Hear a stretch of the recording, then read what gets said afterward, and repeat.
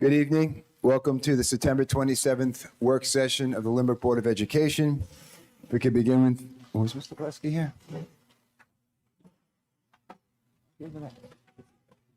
Oh. Ms. Plesky? You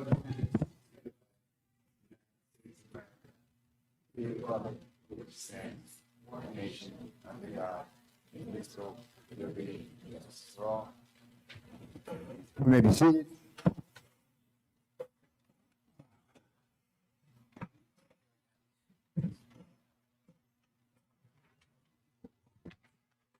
Roll call or present.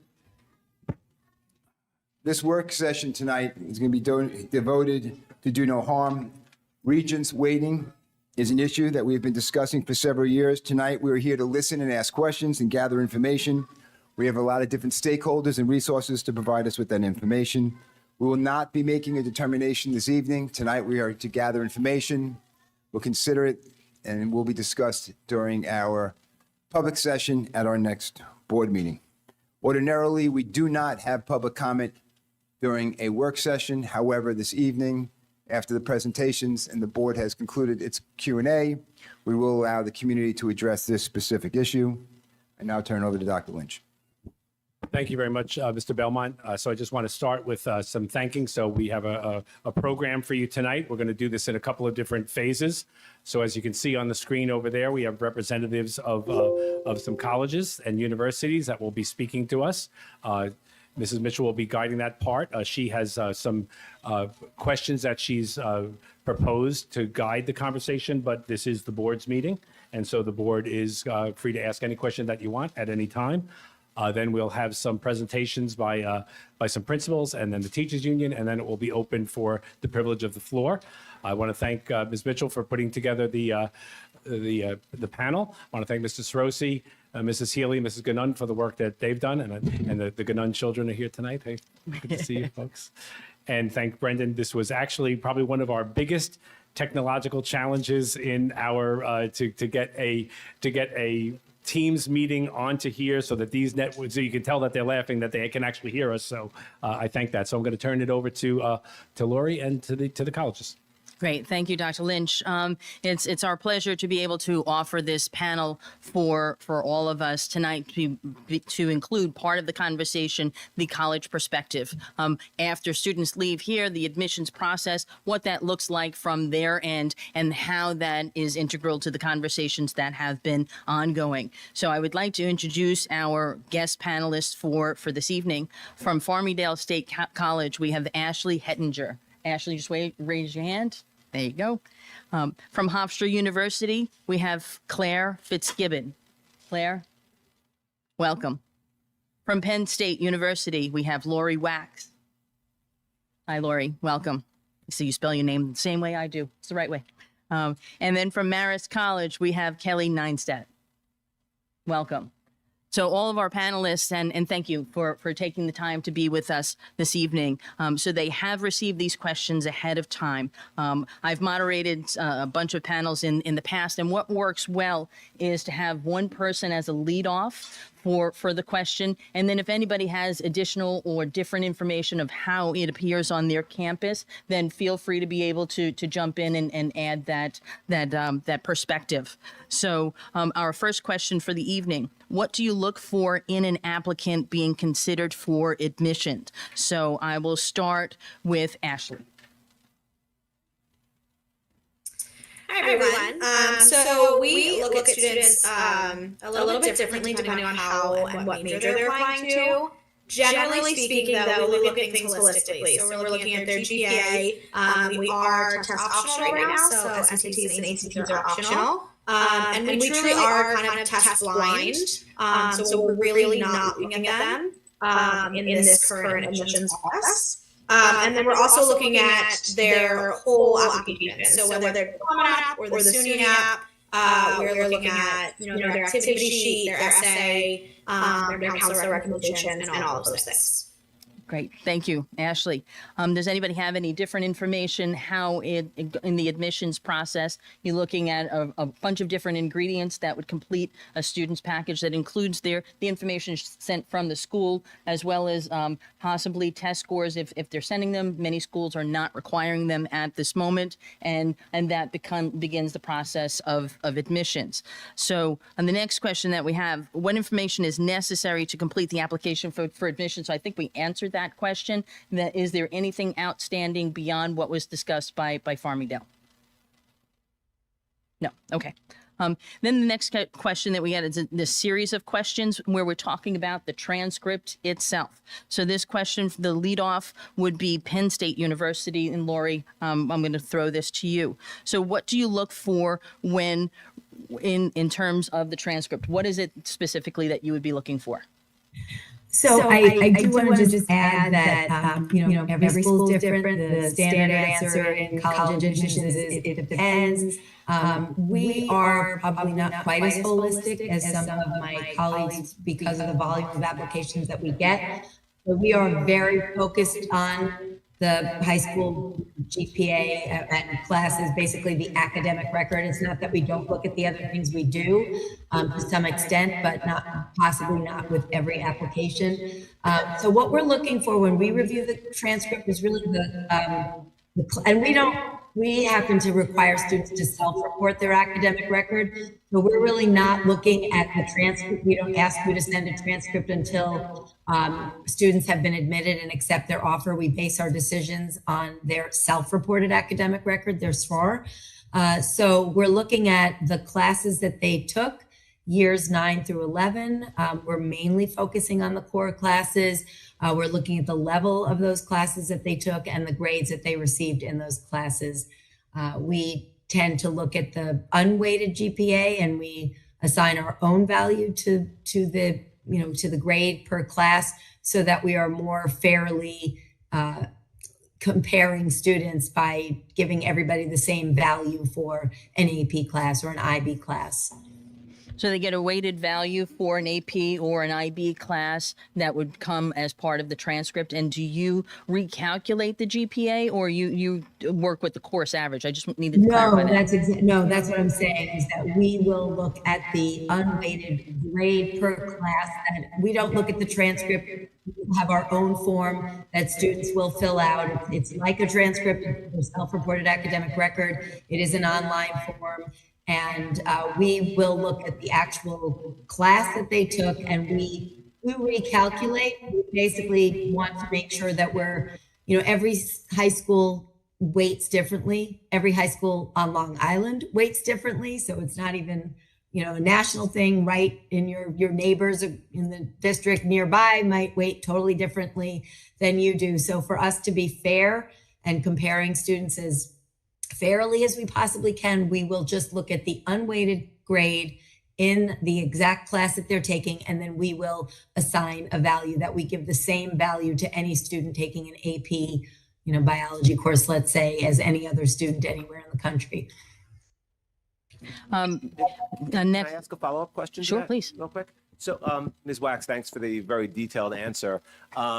It sounds like a school like Penn State obviously gets a huge number of applications, and you're focused very much on GPA. One of the issues we're here to discuss today is the effects of Regents exams and how they impact the student's GPA. This issue of do no harm.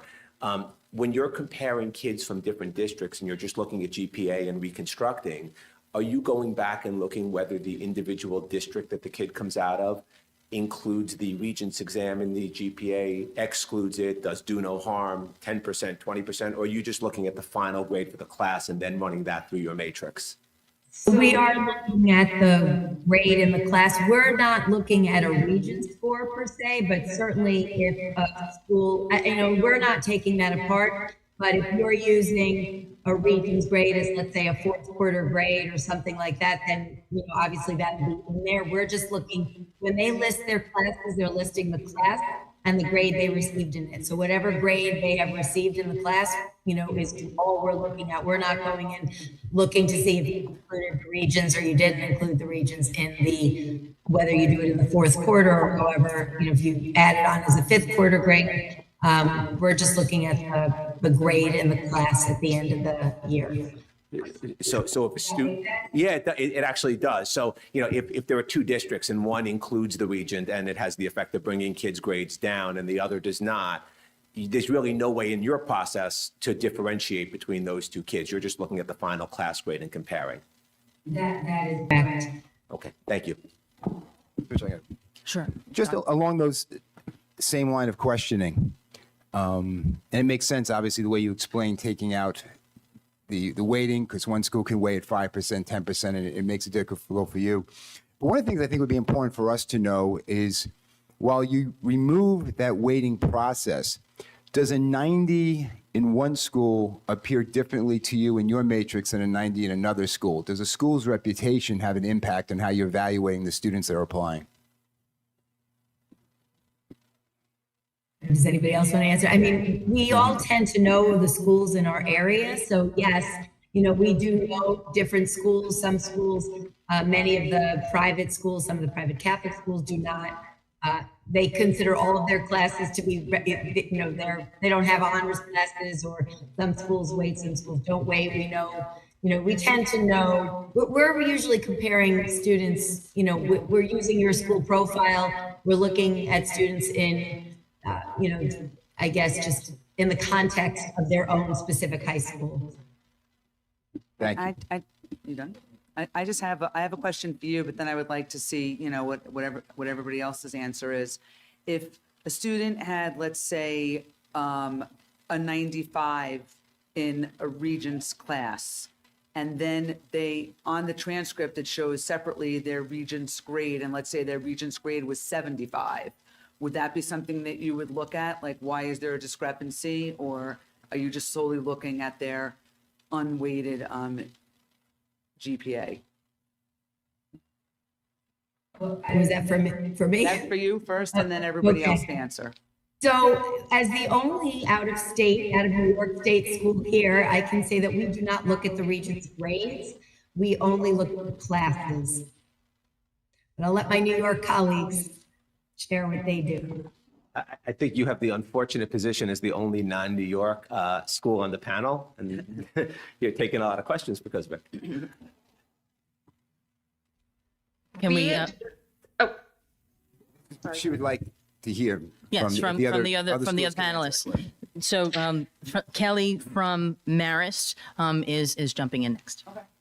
Yes, so when we look at transcripts and grades, if it does include their Regents scores, we do take a look, but we don't calculate the scores into the calculation of the GPA. We do usually only recalculate if a GPA is not on a particular scale. And as Lori said, we do look at the high school profile, the types of classes that begin, things like that. But typically, if there is a slight discrepancy, we might reach out if there's a difference between the Regents' actual exam grade and the transcript, but that's fairly rare.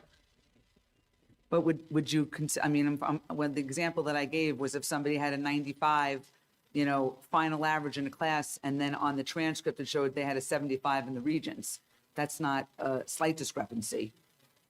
Yeah, we may reach out to the guidance counselors just at the 20-point jump, just because we might want to know why the test is so low, but the grade is high.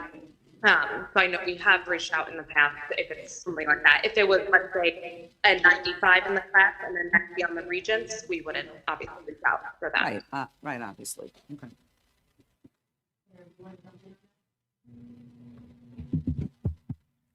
Claire Fitzgibbon, do you want to jump in on that question as well? Happy to, thanks. As a school of national reach, similar to others on this panel, we would not look at the Regent scores, just like any other state testing across the country.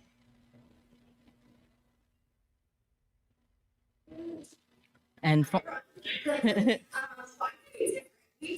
Regent scores. So for some of our specialty programs, like our nursing, pilot, dental hygiene, because they are based, they do look at the Regents exams, and especially in that situation where they had a very large discrepancy. Like Kelly had said, probably will reach out to the counseling office to kind of get some background on that. But we do look at the Regents We don't necessarily combine it. We kind of look at it. We look at the overall class grade, and then we kind of look at the region, but it wouldn't be the make or break decision for a student. But it does give more information for placement in certain programs, and there is a certain threshold that students would need to satisfy as a New York State school to be admitted or considered for those programs.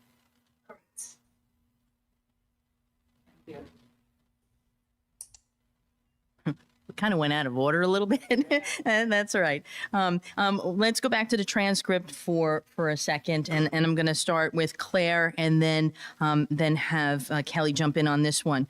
What are some of the things that you look for in that transcript in terms of honors and AP and so on? So Claire, can you start off with us, please? We do holistic, review of applications, and so we are looking at not only GPA, but also course selection, and noting where students took honors and AP curriculum, also what is offered within the school. So we're not necessarily, punishing a student or discounting them if the subject wasn't available to them. We also kind of look and kind of tie a thread with those courses throughout their application. So understanding that a student might take an AP class in one subject, but not take an AP class in another subject, we certainly are looking at the rigor of the course selection. Right. And before I go to Kelly for just a second, is it more beneficial to have an 80 in an honors course or a 90 in a Regents class? It is. Yeah. It depends on the application, right? It depends on the subject matter and what the student is presenting within their application, the story that they're telling. It might beg a question if the student did not choose to take an honors class or an upper level class in a particular subject, or it might not. So it depends on the holistic review of the application. Thanks, Claire. And Kelly, can you jump in on those same two questions? Looking at the course rigor and the value of honors and AP classes, is that a factor in the committee's decision? And is it more beneficial to have an 80 in an honors class or a 90 in a Regents level course? Holistic review process, but when we look at the transcript and the GPA and the courses that students have taken, we are just looking for rigor. We're looking for students that challenge themselves with AP courses, honors courses, enrollment courses, but also similarly to Claire, we compare that to the high school profile.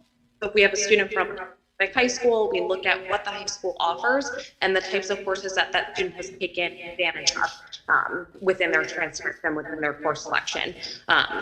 With the second question, the 80s in an honor course or a 90 in Regent course, similarly to Claire, I think it depends on the other courses that the students have taken. The students have taken, like, if that is their only honors course, then absolutely like the 80, we want to see the honor course, their course selection, like challenge themselves. If they have a few other honors courses, then an 80 compared to if they have higher scores, higher grades than their other honors courses, then an 80 in an honors course is fine. If that. Thanks, Kelly. And then I'll start with Ashley on this one. Can we hear just what the other two schools, their answer to this question? We answered two. So Ashley from Farmingdale, can you answer those same questions? How does the rigor of the honors and AP factor into committee's decision? And is it more beneficial to have an 80s in honors class or a 90 in more rigorous Regents, in a Regents level course? Yeah, so the rigor of coursework, of course, like everyone else has said, always comes into play. We love to see when students are pushing themselves, especially in an area that they potentially want to pursue. If they went and took that higher level bio, if they're thinking for nursing or something like that, we love to see that. And obviously, it is a harder class, so you probably shouldn't get a 90 in that class, so you should have a little bit lower of a GPA, and we kind of see that as well. So kind of like Claire said, it is really a hard question to answer. It really depends on the overall student, what they're applying to, and what the rest of their transcript is like. Right. And then also to Lori, the same two questions. I think we talked about rigor a little bit, but if you can answer the question, is it more beneficial to have an 80 in an honors class versus a 90 in a Regents level class? So of course, the answer is always it's better to have the 90 in the honors class, but you know, it really does depend. We would have to see the entire transcript. You know, keep in mind also, I mean, certainly we're looking at rigor. Also keep in mind that sometimes we're looking at things that are a little subject specific. So if students are interested in STEM fields, we're focusing a little bit more heavily on their STEM grade. So you know, a lot depends on what they're applying for, what the rest of their academic record looks like. Thank you. Thank you. And you had answered the question that's going to be my next question. How does the GPA factor into the admissions process? You answered the question of that you do recalculate the GPA that is presented, and you have your own mechanism of equating one student to another. And you answered this question as well, whether the Regents exam isn't included as part of a GPA does or does not influence the admissions. But I would like to hear from our other colleagues on this question as well. For Hofstra, Claire, do you recalculate the applicant's GPA? And then whether the Regents exam is included as part of a GPA or not, does that influence the committee decision? We do not have a GPA, and if the Regents score is included there, no, it doesn't really influence the decision. Thank you. And for Kelly, same question. Do you recalculate an applicant's GPA? And then whether a Regents exam is included as part of a GPA or not, does that influence the admissions decision? Same as Claire, we don't usually recalculate, just as long as the GPA is not on. If it's higher than a 4.0 scale, we will recalculate, but typically we do not. And if a Regents exam is not, that score is not in the GPA, we don't recalculate it or include it. Okay, thank you. Thank you. And I think that Ashley from Farmingdale answered that question already. Do you recalculate the student's GPA? No. Okay, thank you. And then the last group of questions that I had specifically were relating to the state assessments and Regents exams. And I think that some of them have been answered. So I'm going to ask, I'm going to ask them. And if we haven't answered them before, we can circle back. How are Regents exams considered in the admissions process? I believe that has been answered by our committee.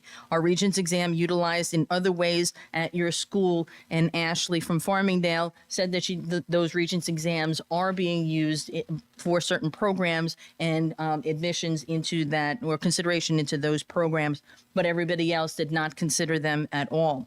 If a student has a low course average but a high Regents exam score, is that something that your committee would do a deeper dive and be able to look at that differently, or would that prompt a phone call to the maybe the counselor's office for a direct conversation? So Kelly, you're up on the screen, so you can start with that one.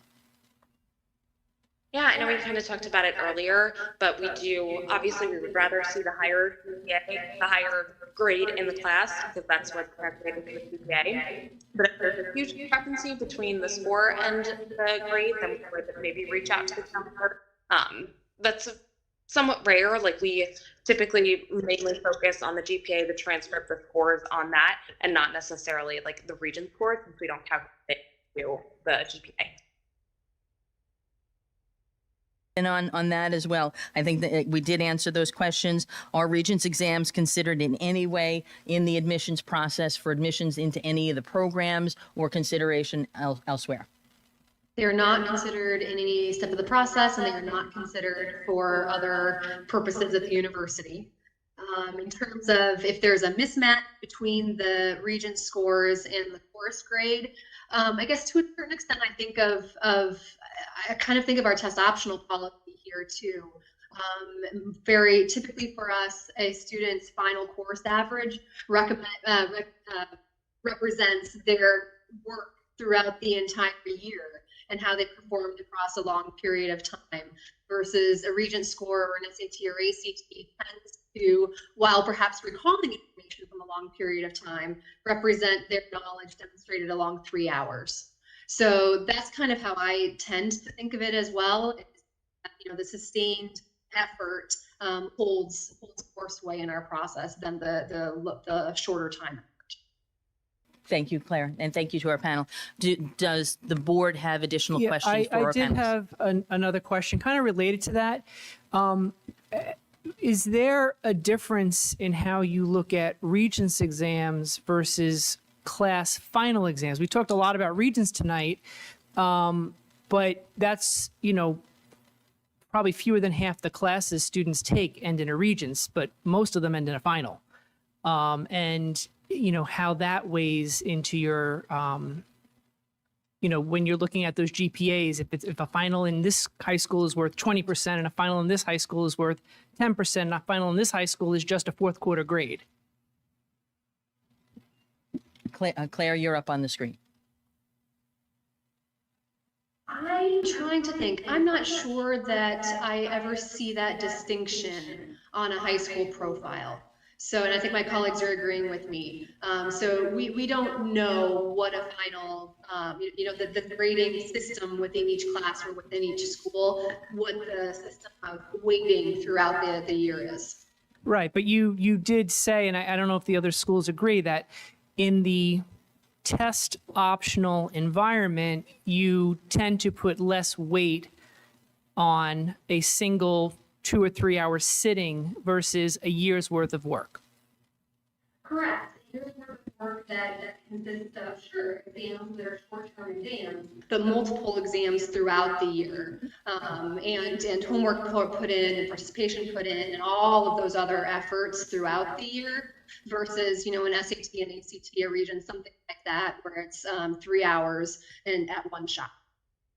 Way for you to know whether Glenbrook High School students, a fifth of their grade was based on one test versus another high school who okay, thank you. Important to note that final exams are not shown on the transcript, but the Regents exams are shown. I just wanted to clarify something also. For the State University, for Farmingdale, when you look at the transcripts, you said that you wouldn't know per se if the Regents was factored into the average, but you do use the Regents exams for placement into some programs. So, for example, you said nursing, so then you would look at like a bio exam. So therefore, if someone was going for nursing, you would imagine that their bio Regents would be high. Are you then not looking at the other Regents and you're only looking at that specific for specific coursework, or are you still looking at all the Regents on the transcript?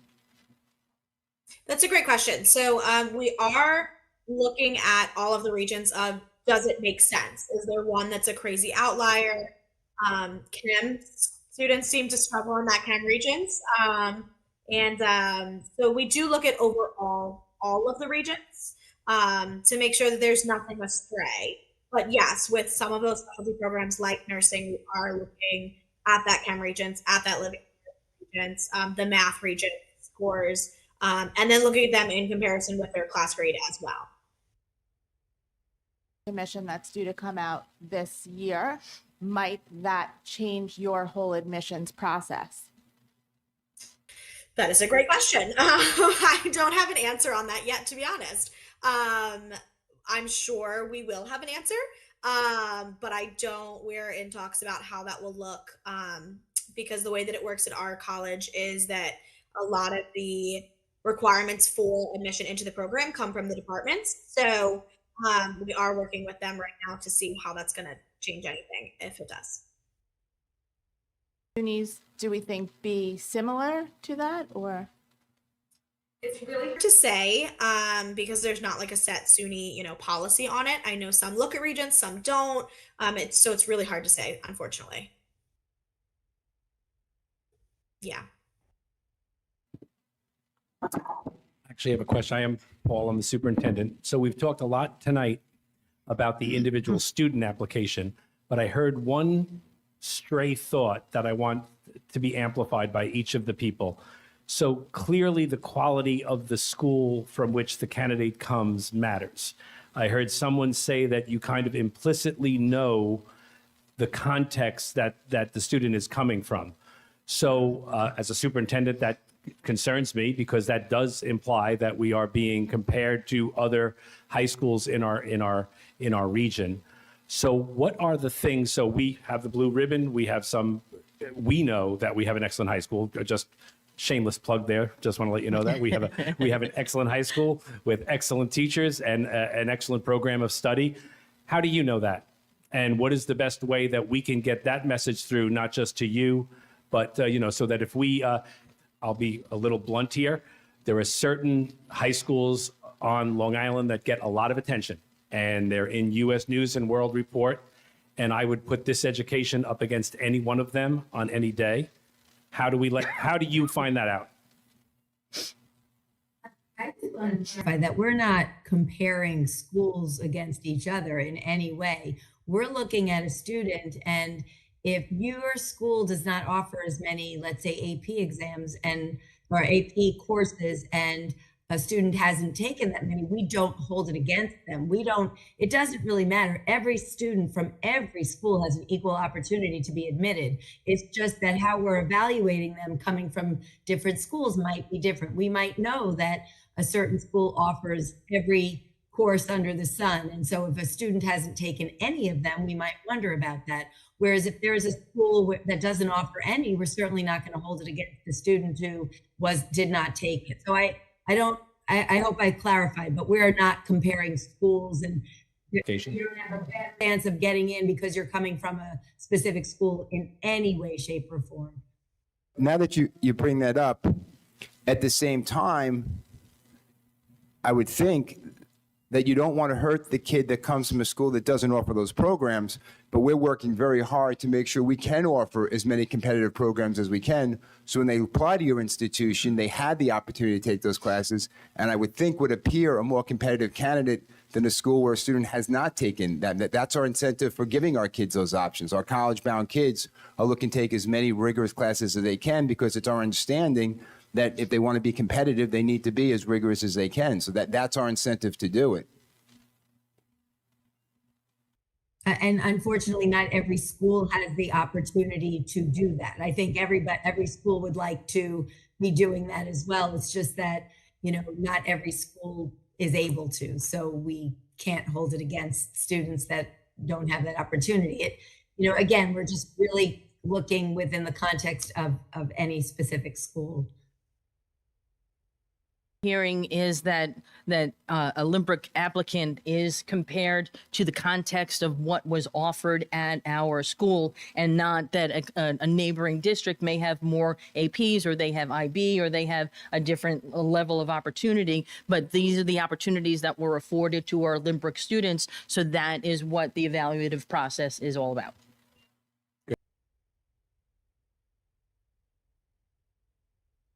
Any other questions?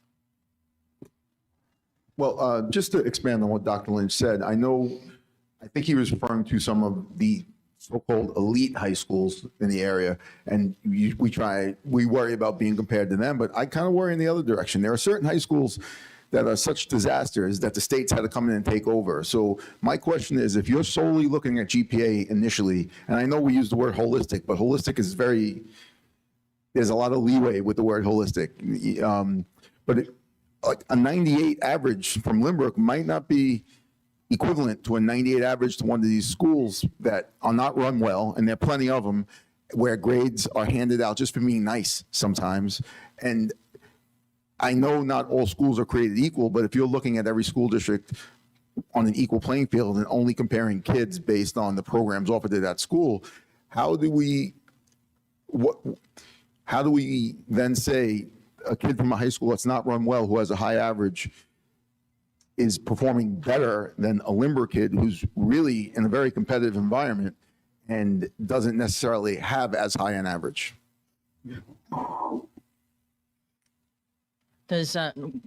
We could start with Lori from Penn State, but I think that would also pertain to our other panelists as well. Claire, do you want to jump in on that question? Sure. I think you kind of hit on what an admission counselor tries to do, and tries to know their schools and understand the, as much as we can, the course offerings there, what means success there. And not only that, but have a history of knowing, how students from that institution have fared at our institution. And none of that is indicative of any single student, but rather to kind of try in the general landscape of opportunity and what the student was able to accomplish within their high school environment, but then also outside of their high school environment as well. So we're trying to take all things into account, decision not only for the student, but for the. Anything to add to that as well?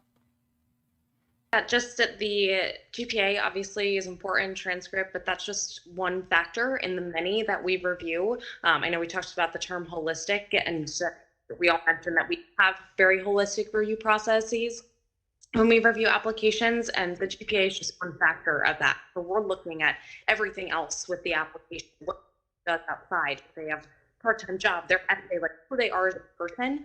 And I don't know if I can obviously for Marist, but when we also review applicants, we're looking for that student to be successful at Marist too. Like we wouldn't ever want to admit an applicant who wouldn't be successful at any particular school. So that's also what comes into play when we're reviewing.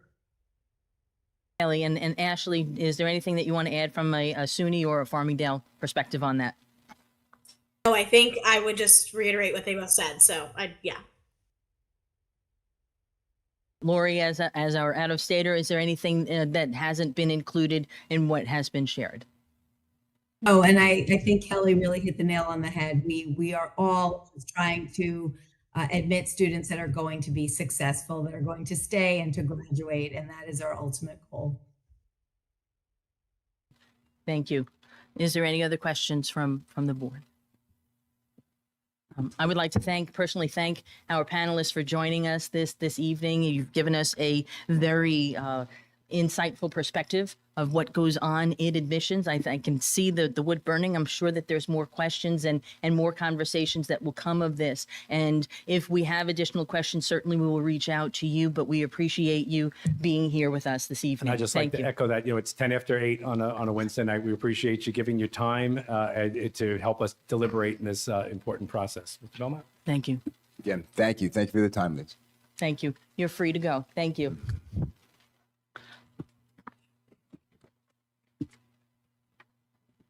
Thank you, Mr. Mitchell. Thank you.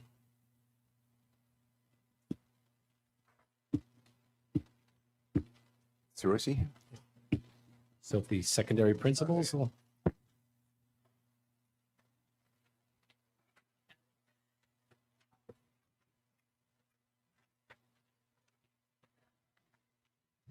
Good evening. Good evening, and thank you for giving us the opportunity to speak tonight on this important topic. I'm joined at the podium with Ms. Healy to represent the secondary school principals. Mrs. Ganun was here, unfortunately had to leave, but she's been involved in all these conversations over the last number of weeks. I do have a short statement that I was hoping to read, and then obviously any follow-up questions or conversations we would welcome. Whether to count the Regents exam towards a student's average, and if so, what percentage, has long been a topic of discussion in Lynbrook and across New York State. The last major change to our practice took place in 2019 when it was decided that the exams would be decreased from 20% to 10% of a student's final course average. Each time the practice has been reviewed, a recommendation has been made based on the current educational climate at the time, which, as we know, is constantly evolving. We are back at such a point tonight where we're trying to thread a needle, especially as we await the recommendations from the Board of Regents Blue Ribbon Commission. As the principal of the high school, I view my responsibility of upholding the building's reputation in the highest regard, and I do have concerns about the optics of instituting a do no harm policy. What we're actually talking about is student performance on statewide standardized exams, not a student's emotional or physical well-being, and I believe that needs to be kept in perspective. And as students, emotional and physical well-beings are our top priority. I believe approaching these exams with the negative connotation of harm is not in their best interest. I'm concerned that students will look at other challenges they face as potentially being harmful if they don't get the result that they worked for. With that said, I also fully recognize the concerns surrounding the Regents exams, especially how they're not locally developed and how curves can actually bring a student's score down. Recent administrations of the Regents exam have featured questions with no answers, questions with 2 answers, and we've also experienced exams being canceled seemingly at the last minute, regardless of the months of preparation that took place. Our community is rightfully concerned, and the state has not instilled a sense of confidence. Taking all things into consideration, rather than approaching these exams negatively, I'd like to propose the idea of incentivizing the Regents exam. I propose that Lynbrook be among the first districts in Nassau County to uniformly not factor the Regents exam in a student's final course average. Rather, we propose for all courses that end in a Regents exam, each quarter is to count as 25%. If a student earns a higher score on the accompanying Regents exam, an additional point will be added to the student's overall course average. I believe this would be beneficial for all types of learners that are in the building as a way to encourage students to stay engaged throughout the year and to perform to the best of their ability on these standardized exams. Thank you, and if anybody had any questions or follow-up. So, Mr. Rhodes, that yes. last part. So each quarter will count towards 25%. And then when they take the Regents exam, they can earn an extra point to their average based upon what do they need to get on the Regents to get that point. Higher than their earned course average. So whatever their course average would be, that would be the number. So, well, thanks for throwing that fork into the mix of the conversation now. So let me, this is one of my questions, and there's others on the board more passionate than me on this issue who will be addressing it. And I like what you said about do no harm. The optics on, I just don't think that's the way we should approach things. My concern is that where, from an academic standpoint in the educational process, is the value in a final exam? As experts in education, how important is it to have that? Because the way you're proposing this is there won't be a final. So do we feel, and I assume you feel comfortable, that our teachers' ability to assess the students' material and their ability to learn it and comprehend it and utilize it can be done on a quarterly basis? Because you're saying each quarter will be 25%. So after the first quarter, 4 quarters, 25% each. So the idea is by the second, third, or fourth quarter, they're not going back and reviewing what happened in the first few quarters, or it's up to the teacher to transition that into each of the quarters. So however they assess that student at the end of each quarter, they're comfortable that that student has learned what they needed to learn. Yeah, I think our teachers do a great job of that throughout the year. And I think the increasing, currently it's 22.5% per quarter, with the Regents counting as 10%. Increasing that to 25% gives more ownership to the teachers, gives more of an accurate grade, I feel, for the students, because what we have to prepare for are students all over the map, really whoever comes into our doors. We have students who have 90 averages and well above 90 averages, and we have students who do struggle. I feel that this policy or this practice, if we go in this direction, would uniformly give all those students a better opportunity to succeed. So that explanation would mean that we do not believe that there has to be a final exam for the teacher to feel comfortable that the material taught was learned. Well, those Regents exams, while they are a lot of things, they're a reality and they're a graduation requirement. And until that changes, that would be the seismic shift that would need to take place, I feel, for the conversation to take a completely different turn. No, the way you're presenting it now with the Regents exam being that the student can bomb the Regents exam, it's not going to count, they can only be incentivized. But I'm not worried about I don't care about the Regents. I'm worrying about the teacher feeling comfortable that the material they taught the student was learned. So if there's no final given in that Regents class, because the Regents maybe was a final, but our teacher wasn't teaching to that exam because they didn't create that exam. So the idea of a final was, philosophically, that you took a final, so as a teacher, they had the ability to know that you learned what you're supposed to learn. But I think the way you're presenting is that's not necessarily true. That assumption may not be accurate, that our teachers feel comfortable that the 4 blocks or the semesters they're teaching, that they can evaluate each kid after each one of those semesters and feel comfortable that kid has learned the material and does not need a final exam at the Well, end. the But Mr. conversations I've had Mr. with the Belmont, I don't think you're understanding the proposal. The kid still takes the Regents exam. To get a Regents diploma, the kid still has to pass Yeah, but the he can get a Regents exam. 66.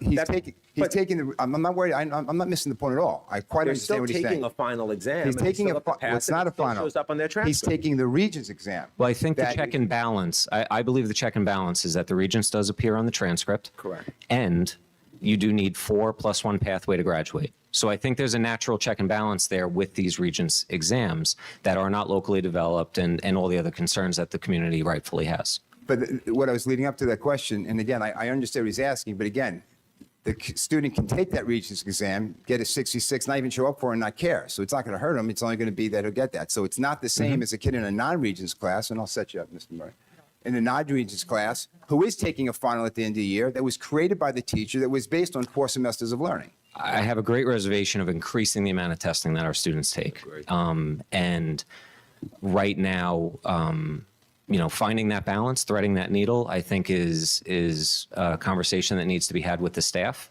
and the conversations I've had with teachers. Again, we're only talking about a very small minority of classes in the building that end in Regents exams. Most do end in finals. Adding a final exam, I don't think is Well, that is the fun- sustainable. You got to the point that would be the dilemma because the kid has to take the Regents exam, and then as you see, I was alluding to, the only way to resolve the issue that I'm addressing is to have them take another exam, which means we're just come. But from my perspective, I think keeping students engaged throughout the entire year is the goal. And when I look at the students that we have in the building, we have many high performing students. I think it was 57% of the class of 2023 had a 90 or above average, which is incredible. Nearly 60% of the grade, and that goes for all 4 years. We do have students who also struggle, and keeping those students engaged throughout the year and keeping that door open to earn that credit, I view this building practice as doing that as well. So one other point that I think is important to bring up right now, and Dr. Belekas can correct me on my math if I'm wrong, but with our 10% practice, a student who has a 91 or above, which I just said 57% had a 90 and above, so roughly half the building, cannot earn an additional point towards their course average through a Regents exam because you can't score above a 100.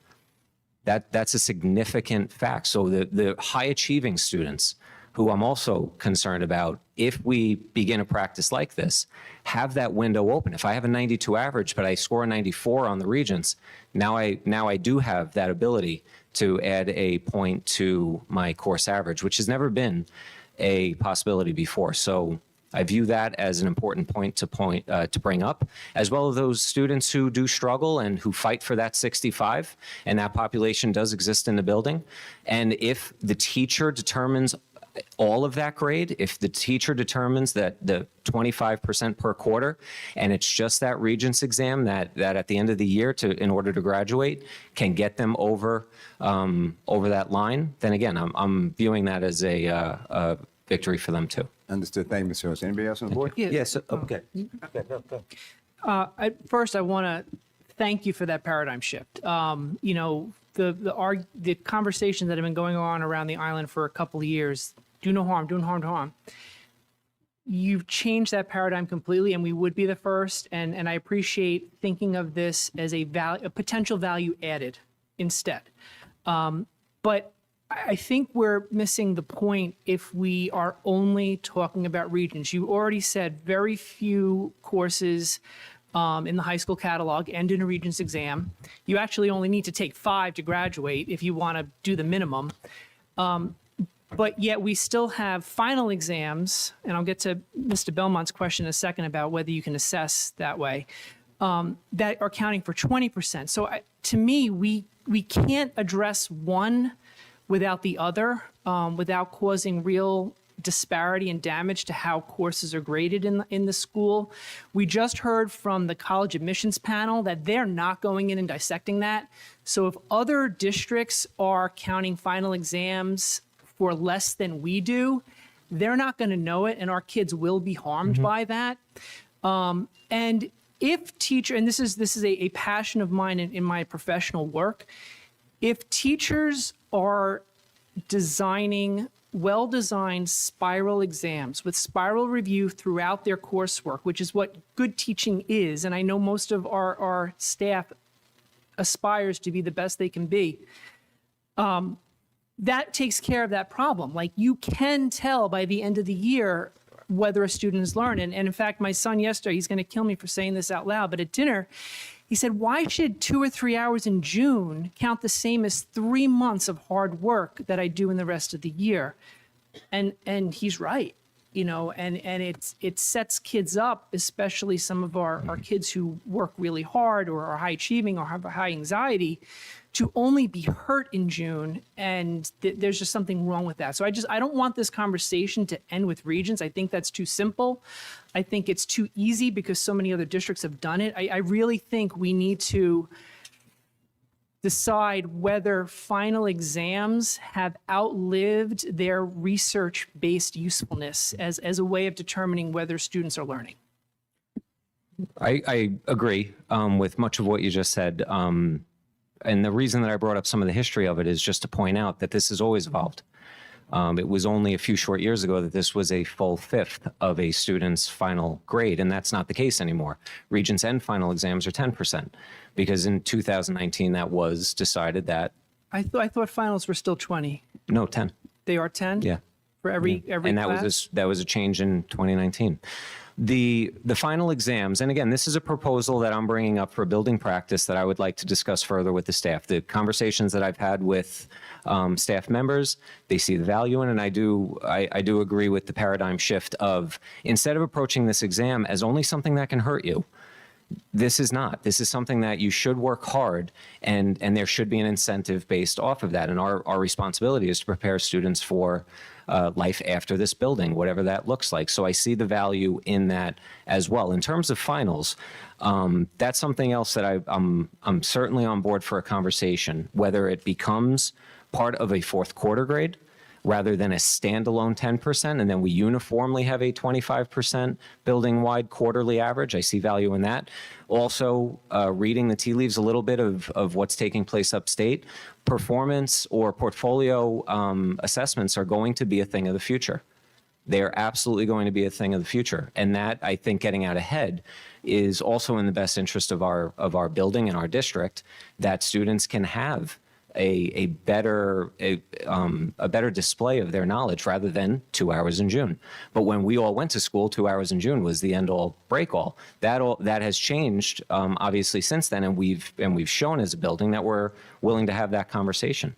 But I want to continue that conversation. I think this is a time coming out of the pandemic where there's going to be a seismic shift based on what the Blue Ribbon Commission says, with new technologies we're facing. These are all conversations internally that we're having, because this is a new age now that we all have to be prepared for, and for the students to be prepared.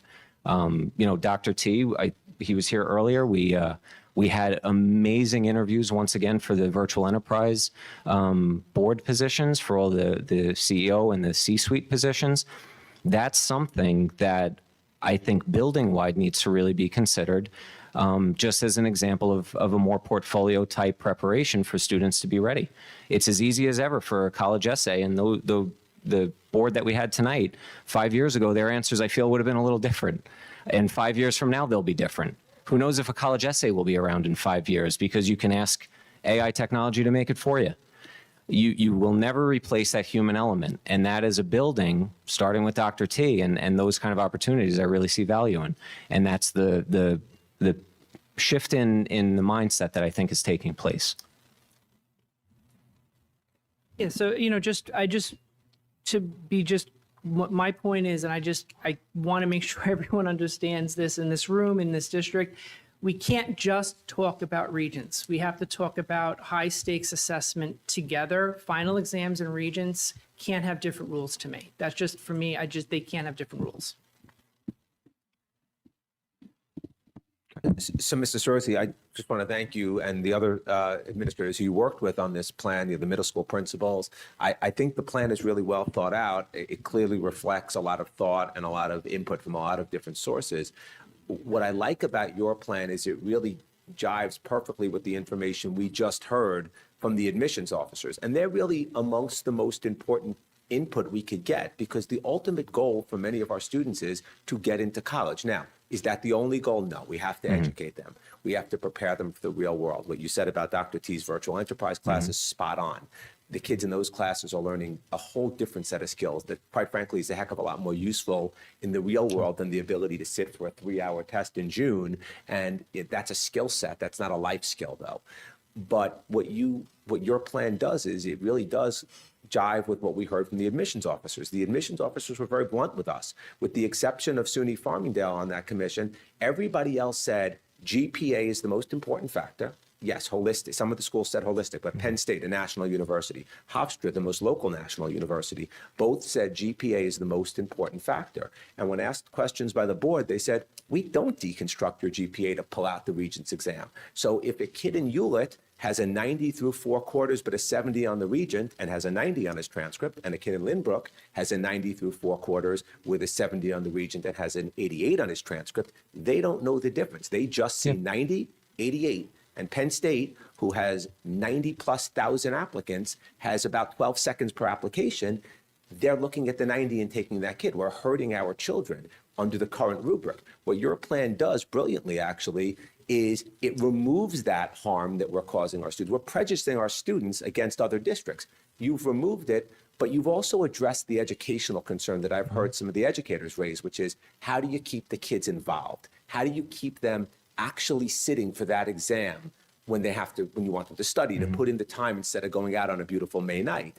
And what you're doing is you're saying you could raise your grade by a full point. It's very hard to raise your GPA by a full point, but you, student, if you bust your butt over the next 3 weeks and study and do well on that Regent, you can do that. I think that incentivizes a lot more than saying, well, it appears in your transcript, but it may raise, it may lower. That's something a high school kid can really grasp onto.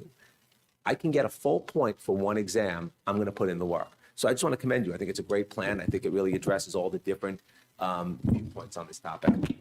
Well, thank you. A lot of the changes that we've made recently have been from research based on admission reps and other material. The profile, like they said, they want to compare apples to apples. They want to compare Lynbrook to Lynbrook. They're not comparing Lynbrook to Jericho or Hewlett or anywhere. They want to know how many AP courses we offer and how many they took. So if you look at our new profile, it's exactly based off of that. Some of the other changes we've made in terms of giving all the dual enrollment classes the 5% weight, again, to help with the GPA for students who are challenging themselves. It's all in line with putting our kids in the best spot possible. Thank you. Thank you. I'd just like to commend you guys on thinking out of the box and coming up with a plan that, is innovative. I have one slight issue with it, and I really need to give it more thought, because this is the first time I'm hearing of it. But it seems to me like Mr. Lunar said, if you bust your butt for 3 weeks, you have that ability to gain a point on your GPA. But my question is, what about the kids who've been busting their butt all year and they have high averages already? And I'm not talking the 99s and the 100s, but I'm talking even a kid who's 88, 90, 92 as opposed to a kid who's have a 70. Now, we've discussed before the grading policies on the Regents and how it's curved. For certain kids, they can do sensational on the Chem Regents or an Algebra 2 Regents, and that is curved down at the top, if no curve at all. So it sounds to me like we're giving out a little bit of charity to these kids, but it's not being distributed equally. The kids who have worked really hard all year long have a very small percentage of getting that point. But kids who really haven't worked hard all year and they decide to work for 3 weeks, now they have a good shot at getting that point. It just doesn't seem fair to me. And I'm sure there are people who disagree with me, and they'll say that the kids who already have good grades don't need the good grades. But truth be told, based on what we're hearing, from these admissions people, that the kids trying to get into the competitive schools, those are the ones who need the grades based on what they're saying. A kid who has a 75 average is, no offense to anyone who has a 75 average, is probably not getting in the most top schools anyway. So that point might not be worth as much to that kid as the kid who has a 95 who now goes to a 96. And to get a 96 on an Algebra 2 or a Chem or Physics Regents is nearly impossible no matter how hard you work and how bright you are because of the way that test is designed. So that's my only issue with this plan. I think I love the idea that we're going to reward these kids, but I'm not 100% sure that it's fair for everyone. Well, that's a really fair concern, and that would be the reason why we decided to keep it at a point. We've had lots of discussions where, if you scored 10 points above your course average, could that be 2 or 3 points? And we really, we covered a lot of ground. But that's where that 1 point idea came from. And yes, we have all types of learners in the building. I'm concerned about all of them. We have the above 90s and we have students who struggle for credit. So I think that 1 point was purposeful, that for the example you gave, a student in the 70s, it could incentivize them, but it's not going to put them in the conversation of above a 90. It's not going to jump them up that much. So I feel it reached that comfortable spot in between. And where it came from was looking at some of the numbers. With the 10%, basically quick math, without rounding or anything, you needed to score either a 10-point difference above or below your course average for it to make a dent in your yearly average. So if you had a 65 in chemistry, you needed to get a 75 on the Regents for that grade to be lifted a point. That's a significant jump. So we didn't want to we don't give away points easily. It was after a lot of careful consideration, and we landed on that 1 point after a lot of discussion as trying to think very thoroughly of all the types of students we have in the building. And, yes, I understand that concern. I have that concern. I share that concern. But again, to incentivize students to hang in till the end, I think we all win. And yes, there's going to be some things to figure out as we go along, if this is a direction we want to move. But I think for the greatest number of students, it does the greatest good. So just to address Mr. Paleschi's concern, because I do think it's a real concern, the kid that has a 95 in chemistry, because of the way that exam is curved down under the current system, isn't going to benefit either. It would be mathematically impossible for the chemistry kid to bring his grade up, even if he gets 100 on the Regent under the current system. You can't go up more than 10 points. And because of the downward curve, it's unlikely that a kid would get that anyway. For that kid at the high level, and yes, a kid in the 80s or the even low 90s may get the benefit of a point that the 96 kid can't get. However, what that kid with the 96 is getting in exchange is that he can't go down. Because the kid with the 96 in chemistry, and we saw this in our district, I've seen the district's numbers, I'll use the chemistry region as a perfect example. We had a number of kids who were mid to high 90 students who either failed the chemistry region or got in the high 60s on that region. So you take that kid who had a 96, that kid may have lost 2 to 3 points because they did poorly on that one region. So yes, the kid who has a 96 doesn't get the opportunity really practically to gain that 1 point, but they're losing the ability to be brought down by 2 and maybe even 3 points. And to me, if I have a kid who's in that high performing range, that's a great trade-off any day of the week because they're not giving up anything that they currently have because they can't go up now, but they can go down now, and now they can't. And we just heard from Penn State and we heard from Hofstra, those 2 points could be decisive for that kid getting into school. And again, the concern of a student who earned a really good average in a really high average in a course, kind of hanging it up at the end, I don't think is a concern because it does appear on your transcript. Again, I think that's a check and balance that is very important to point out and to continue, and that again is an incentive for students to do well. Right. Just to, retort what you said, your argument seems to be then it should be weighted 0%. Because if a 94 doesn't make your grade go up when you have a 95 average, 0% will make it across the board fair and equitable. Because we always talk about equity, but it's almost like a need-based point that we're giving to kids who have not done the work all year, and the kids who've done the work all year have a very small percent chance of getting that point.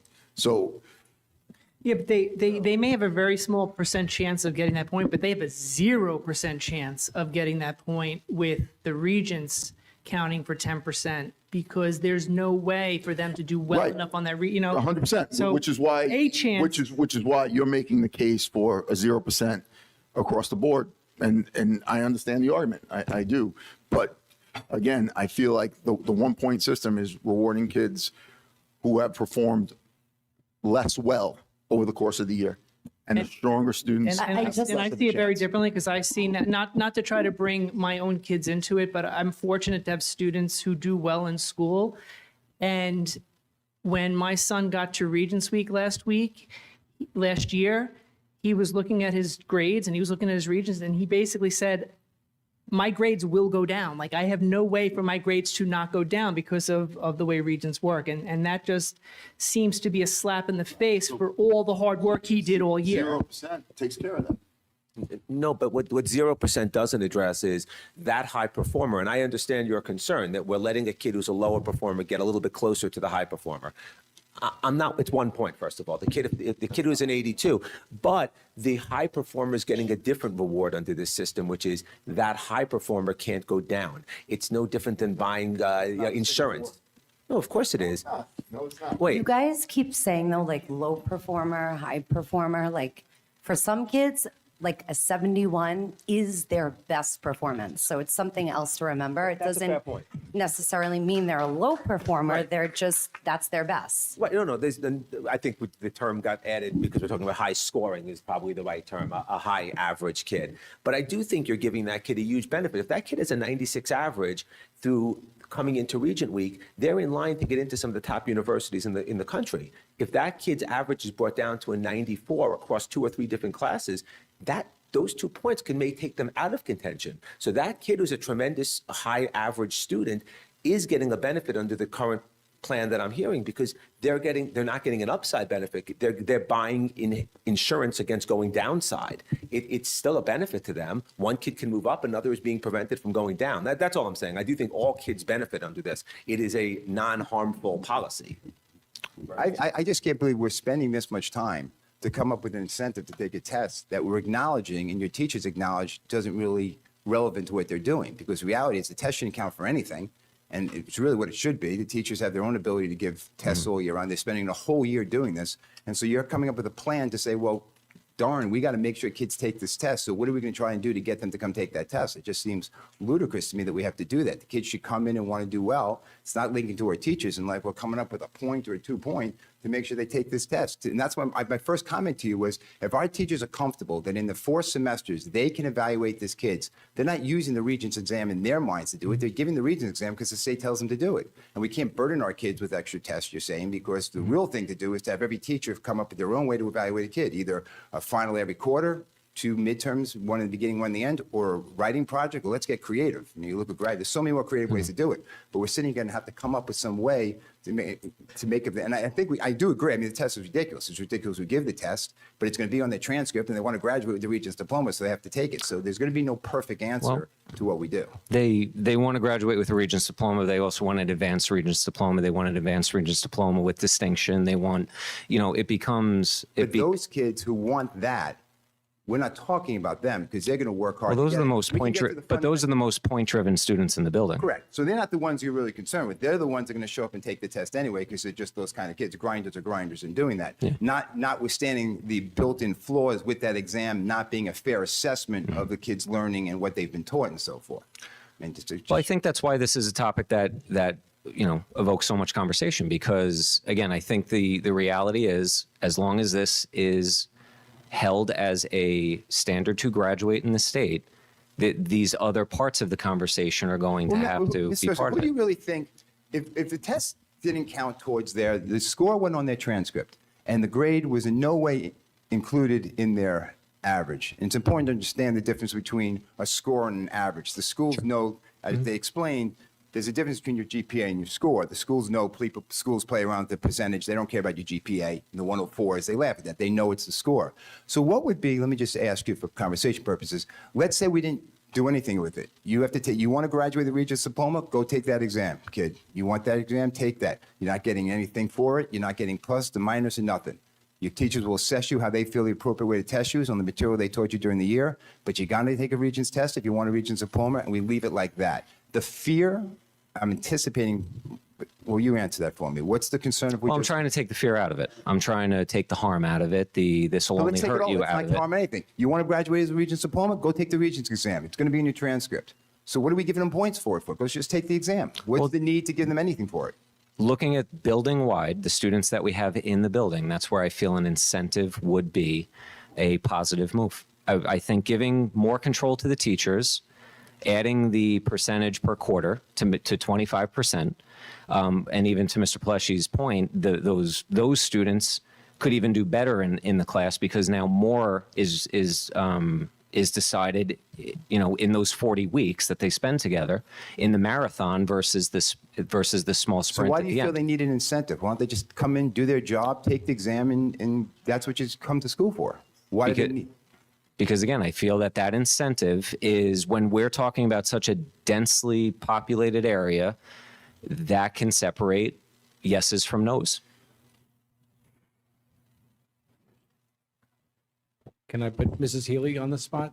Because we automatically go to the physics regions and we're automatically at chem, but I think we are doing more and more state testing with 13-year-olds. So how does this equation play with the 13-year-olds? So in the middle schools, the 8th graders have the opportunity to take 2 regents at max. They can have the algebra, and then they can have either a combination of the living environment or the earth science. So they're sitting in 8th grade classes, but this is going on their transcript. So what we came together between Mrs. Gannon and Mr. Sarosi and myself to discuss a way that we could start it in the middle school and carry it through. So they don't really see maybe how important this grade is on their high school transcript in 8th grade. So maybe this would help.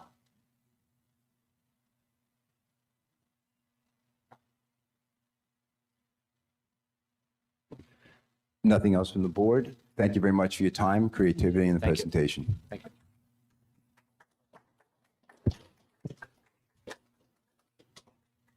Actually, a lot of time for Mr. Kirschenberg to speak on behalf of the LTA.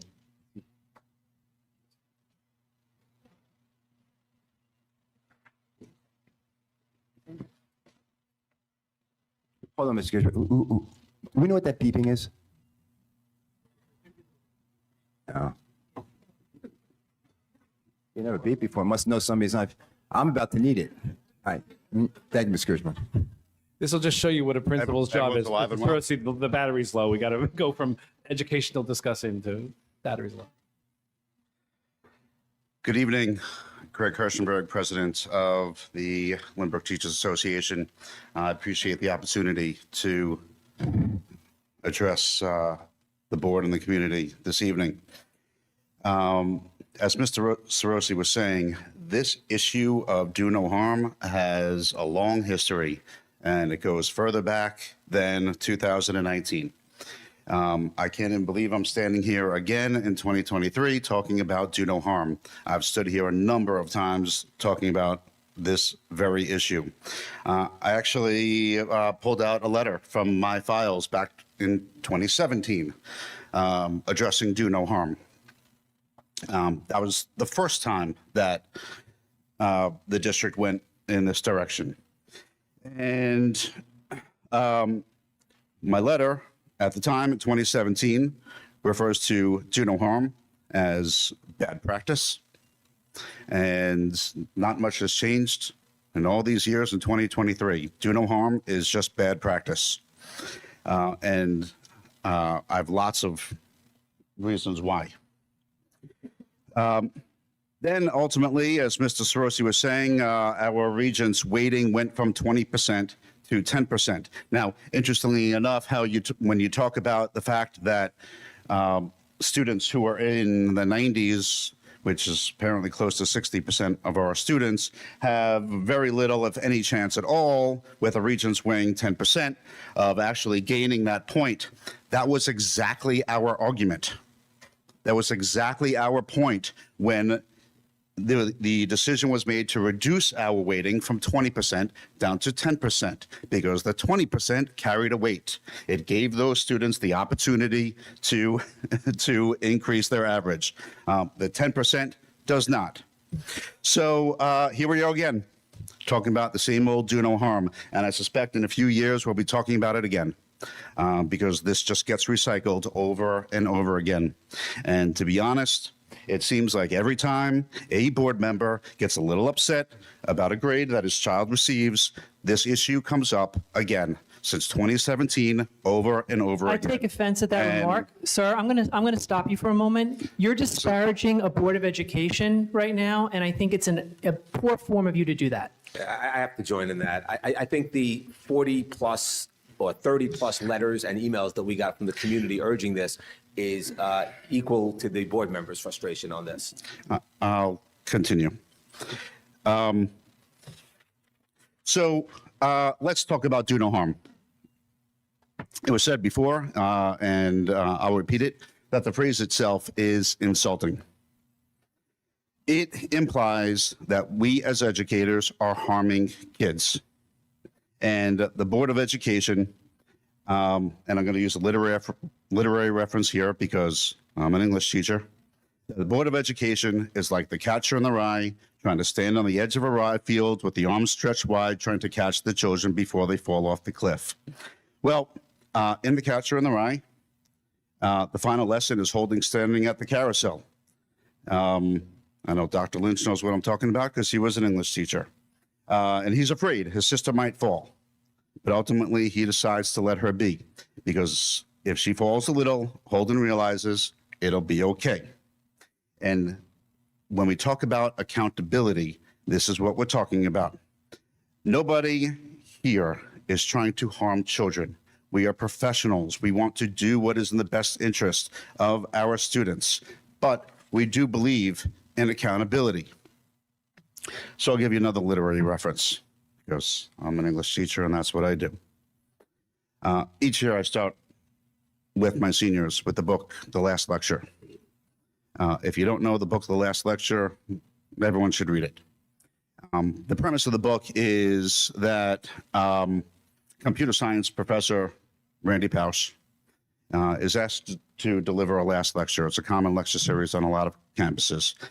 Contemplate if this was the last lecture you could give before you died, what would you say? And he's asked to give a last lecture, and then he's diagnosed with pancreatic cancer. Is given 3 to 6 months to live, and it actually was his last lecture.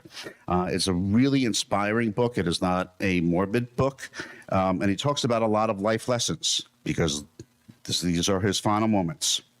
And one of my favorite lessons from the book is about head fake learning.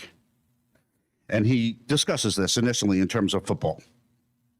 And he talks about how, in football or other sports, you may fake one way and then you go another way.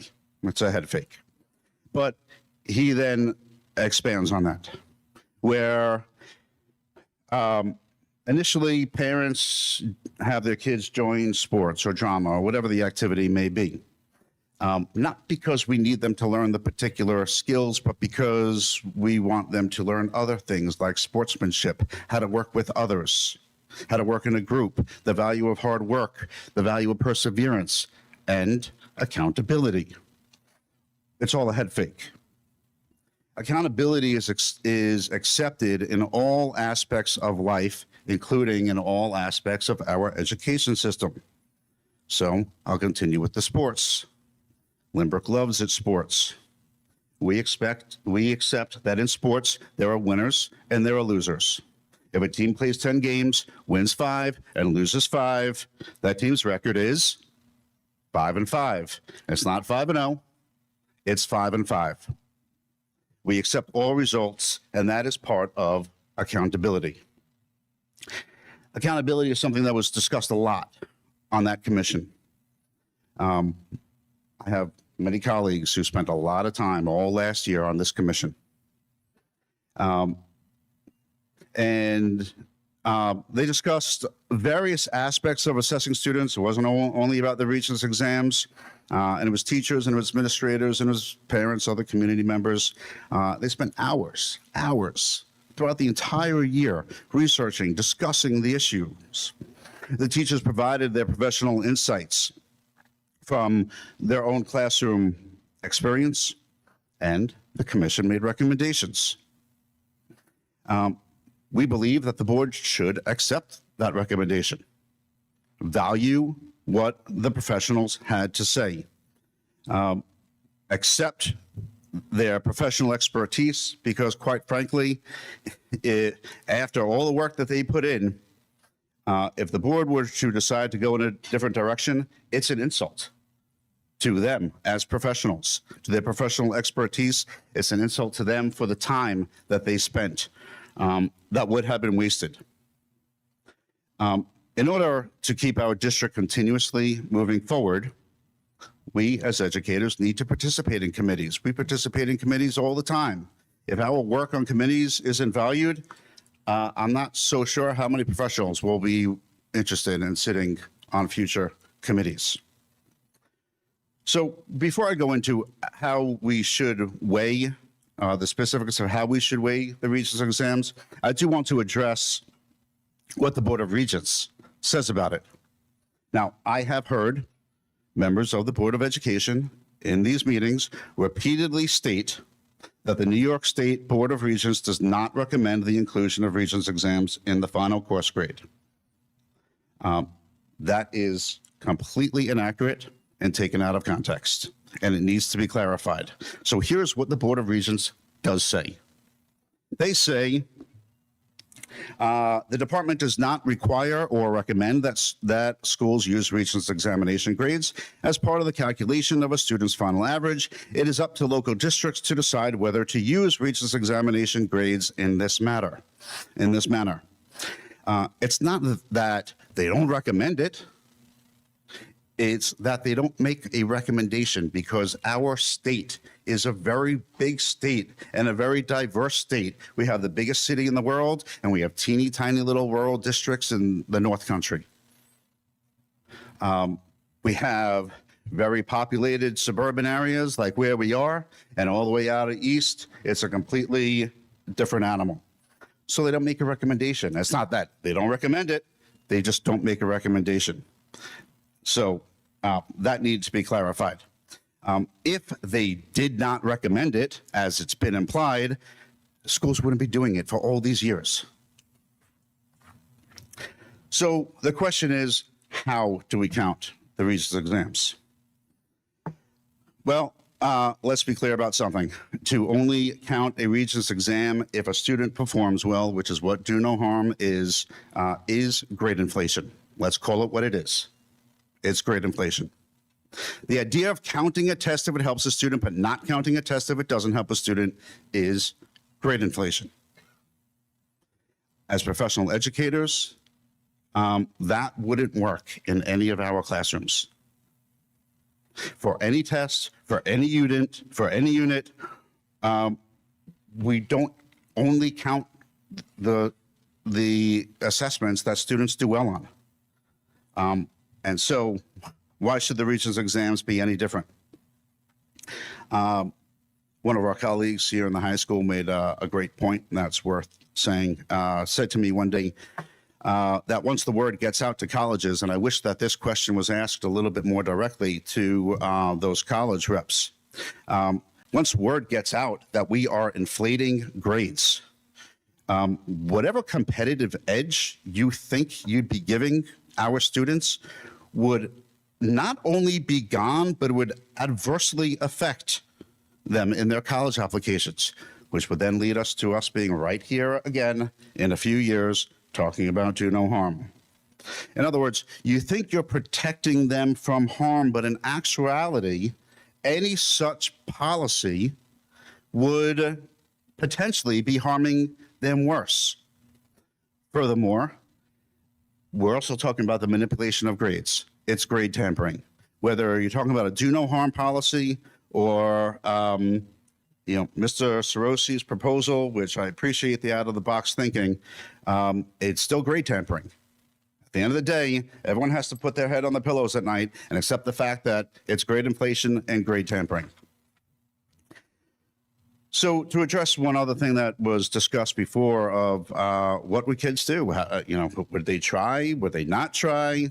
The reality is some would, some wouldn't. Kids are kids. Some exams are needed for graduation, some aren't. If the grade doesn't matter, then they don't need the exam to graduate. Would the average student put in his or her best effort? Maybe so, maybe not. Probably in many cases, the answer would be no. We have a wide range of students in the school. The board seems to get fixated on this every few years. And I've said it before, and I'll say it again. I feel like we're going to be back here again. I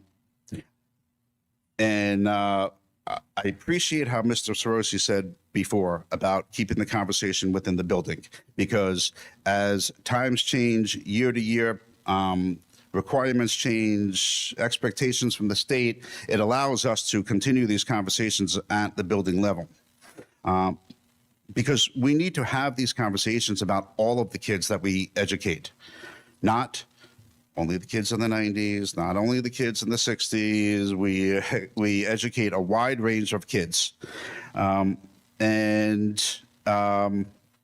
need to take that into account. I am going to close for the most part by talking about the blue ribbon designation. That big banner that's staring me in the face that was referenced before. We're recognized National Blue Ribbon School.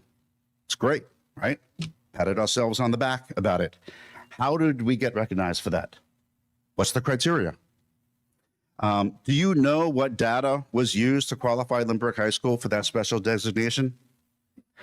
Regents exams. Our performance on Regents exams.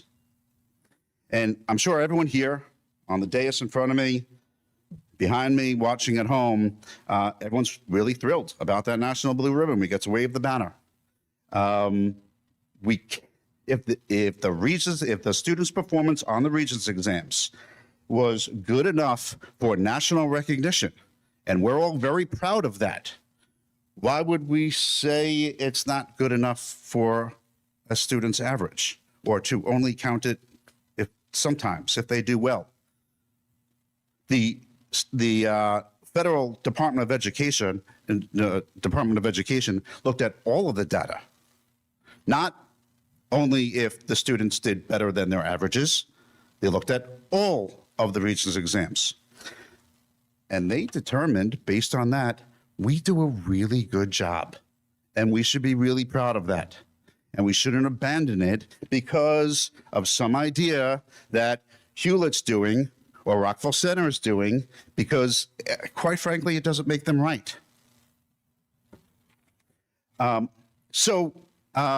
was some talk before, and Mr. Belmont, it addresses your question before about how the teachers feel. I surveyed the teachers.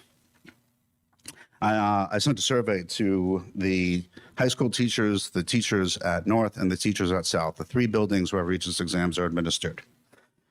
And that was about 150 teachers.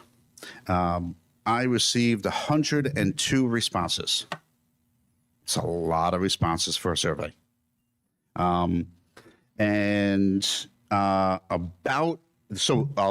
The first question was a simple multiple choice question. The last question was if you'd like to share additional comments. About 80 of those 102 people took the time to write comments. I'm going to invite Mr. Spinella up in a second to share some thoughts, and he'll share with you some of those comments. Let me tell you what the results were of that survey. Here was the question. Which of the following do you like best when considering the weight of Regents exams? Choice A, the current system, 10%. Choice B, Mr. Sorosi's proposal, 0%, but if the student's Regents grade is better than his or her average, add a point. Choice C, do no harm. And choice D, other, fill in the blank. Okay? So those are your four choices. 102 responses. The idea of do no harm, one person. One professional educator out of 102 people said, yeah, that. There were 5 others who, it was kind of a mishmash of other thoughts. Some said, increase to 20%. Some said, one person said 10% middle school, 20% high school. But the overwhelming majority of those 102 responses breaks down like this. 73.3% keep the current system of 10%. And 19.8% Mr. Sorosi's proposal. That's where the teachers stand. I'm here expressing all these points of view. Maybe like some of the things that I said earlier or any of the things along the way, but these are the points of view. And we have 80-something comments from teachers. And Mr. Spinell is going to read some of them. He's not going to read all 80 of them because we'll be here all night. But I think you'll see that some of those same sentiments are shared by those teachers. So with that, really, our position on this is exactly what the position was of the commission that did all of that work. Made the recommendation of 10%. Keep it as is. I'll turn it over to Mr. Spinella. Good evening. For those who don't know me, I'm Mike Spinella. I am the LTA advocate, and I'm also a 26-year veteran of Lynbrook. Teach high school English, so I can talk directly to this point. I'll just read a couple of the comments, okay? Just so you get an idea from the perspective of the teacher in the classroom, because we are on the front lines dealing with all this. We get all the programs, we get everything that comes down, we know what goes on. So here's just a couple from some of the people. Supporting a policy where final assessments don't count because it doesn't always help students sets the wrong precedent. This is why we have so many young people completely unprepared for college and the real world. Hard work pays off, and doing no work to prepare for a final assessment has its consequences. Students are constantly told not to worry about their setbacks because we can fix it for them. Enough is enough. Supporting students is supporting a policy where Regents exams count as 10% of their average. Another one. Although Regents exams can be flawed, we all know that, they are still a valid assessment of what students have learned. They hold everyone to a standard, and they should count so the students have an end goal to achieve. It is a culminating way to gauge proficiency in the subject. It also encourages time management and study skills. It promotes organization and accountability. It is an introduction to the standardized testing process that many careers still require certification. And the one that caught my eye, and this kind of goes back to the committee that we formed. I have a master's degree in education, but my professional opinion is not recognized. There's a lot of talk tonight about numbers and grades. And I think we all kind of forgotten what the purpose of education is, okay? And that's about learning and about understanding. And I wasn't going to do this, and thankfully they're here. I got 2 guys sitting behind me on the right that I had in class last year in 10th grade. I guarantee you they're probably not going to be able to tell you a test they took or a grade they got, but you can ask either one of them what was their favorite moment in class. And they're going to tell you, okay? Not to call you guys out, but you know exactly what I'm talking about. Thank you for smiling. Unless you want to call it out. You don't? What's your favorite song now? Did you ever hear it before my class? Okay. You can talk to me later about it. Part of the thing here, folks, is what Do No Harm does. Number one, it negates accountability. I did 18 recommendations this year. And on that recommendation form, there's a part that says memorable moment or something along the lines of what was whatever in class. Not one kid said, I got a 90 in your class. They said, I learned to write a research paper better. They said, I stood up in front of a class and read a poem that I never thought I could do. Okay. Yeah, I know we want our kids to get into college, but we set the wrong priority. You wonder why our kids are anxious. You wonder why they're so nervous. You wonder why they're having problems coming to school. Half the time, it's a number on a piece of paper. That's what do no harm does. Guess what? Life is a roller coaster. They're going to do well, and they're not going to do well. I can speak to it. I got a 10th grader and an 8th grader. I know exactly what everybody's thinking when it comes to numbers. That's not what education is about. Yeah, guess what? They're all going to go to college. Or they're going to get a job in the profession they want to get to. Okay? Will it be their first choice? No, it won't. A friend of mine in high school got a 1340 on his SATs and failed out of Cortland first semester.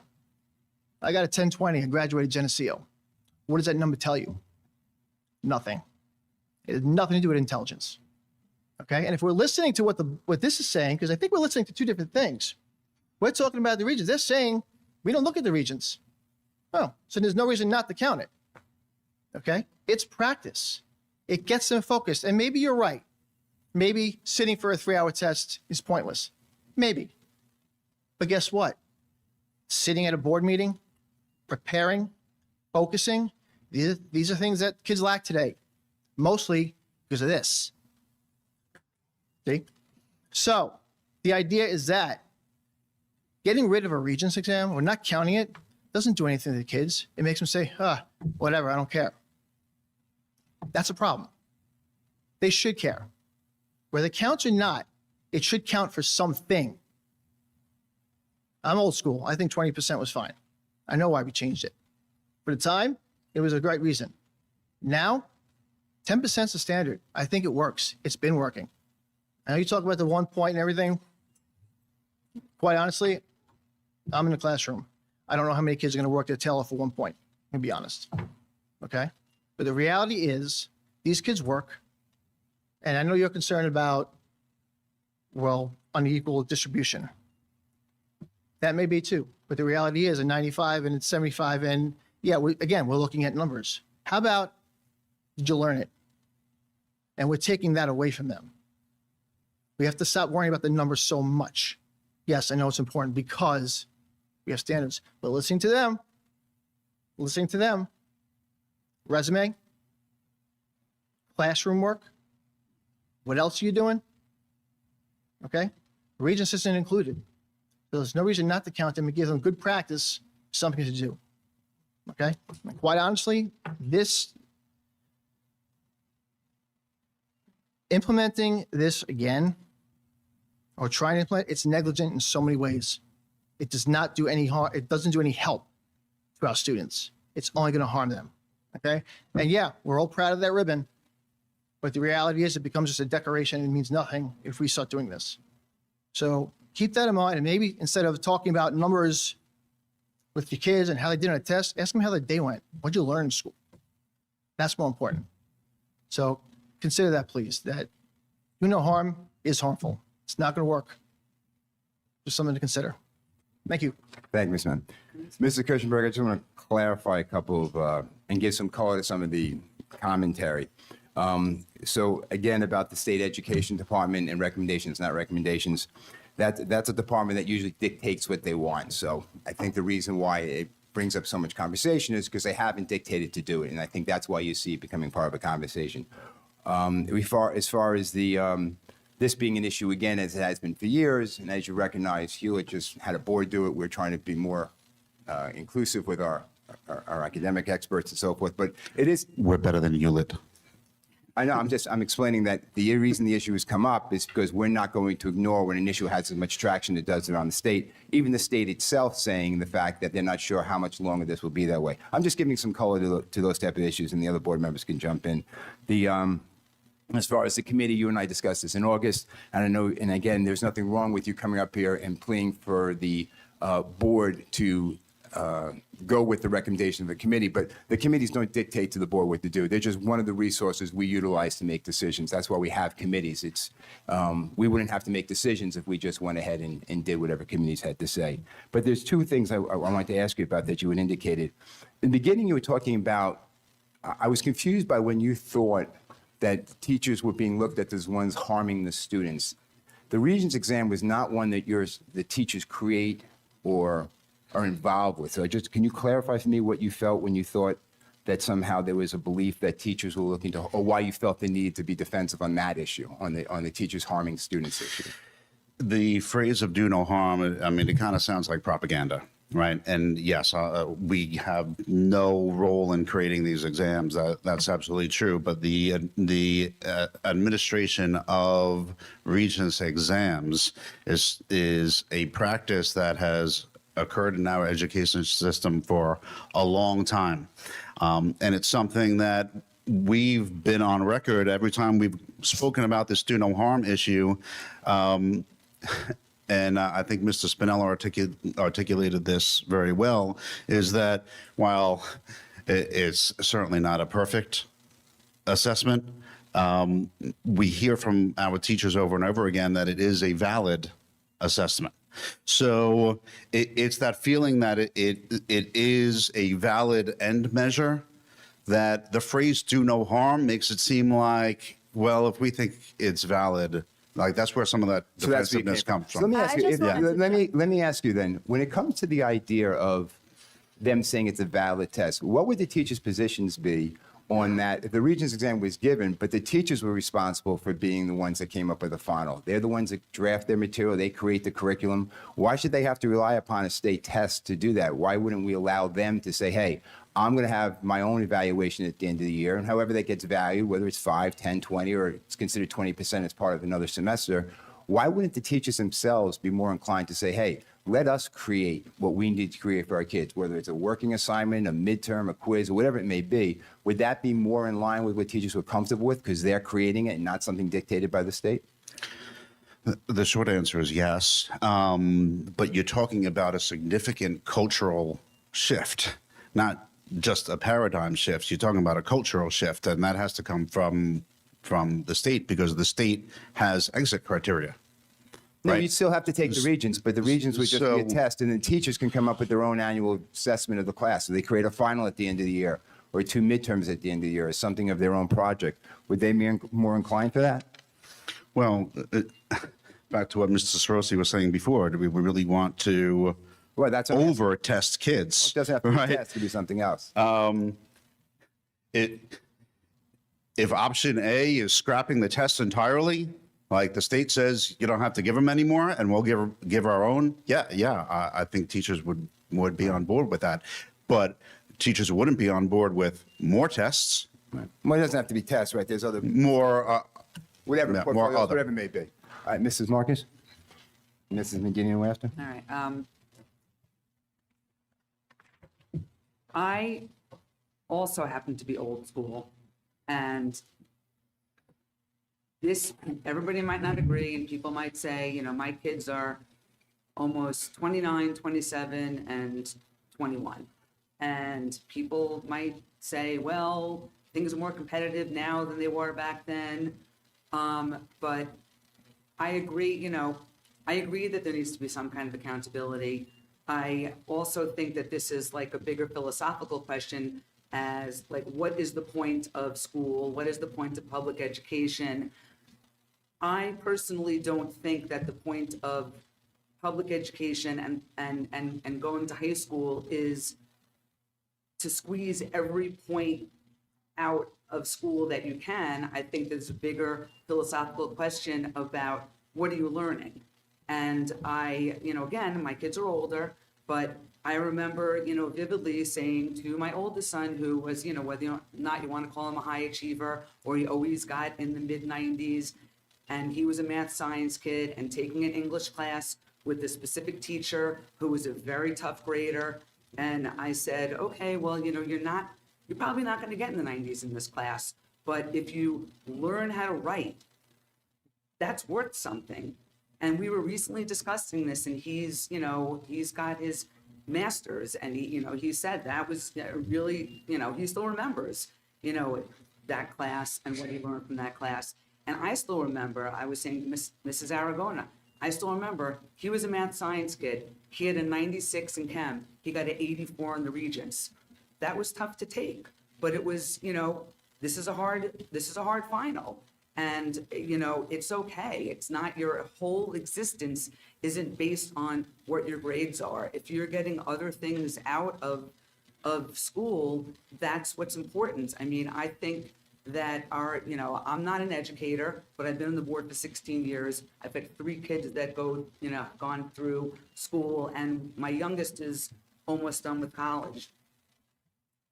As a parent and as a school board member, I think it's our job to have our students be well-rounded and have our students be able to deal with obstacles.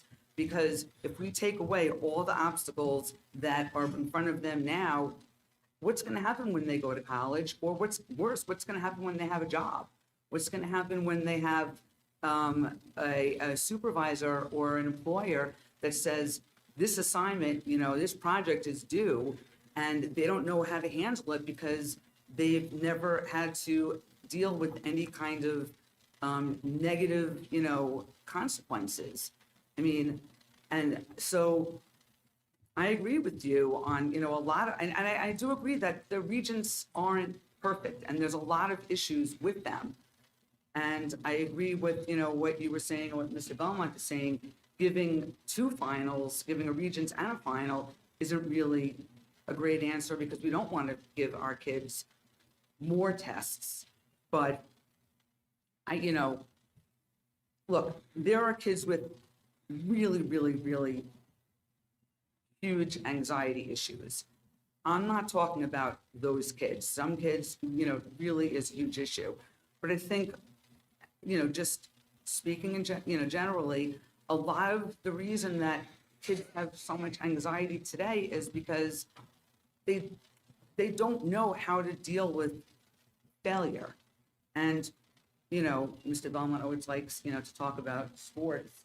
I mean, if you know, hear the stories of any of these really famous athletes talk about how they didn't make basketball in high school, or they didn't, you know, they didn't make this team, they were cut, you know, that's what, you know, that's, you know, what they call it grit. I mean, that's what makes, you know, perseverance. I mean, so, you know, again, I'm not saying that, you know, a lot of people might not agree with me, but this is just, you know, my personal opinion.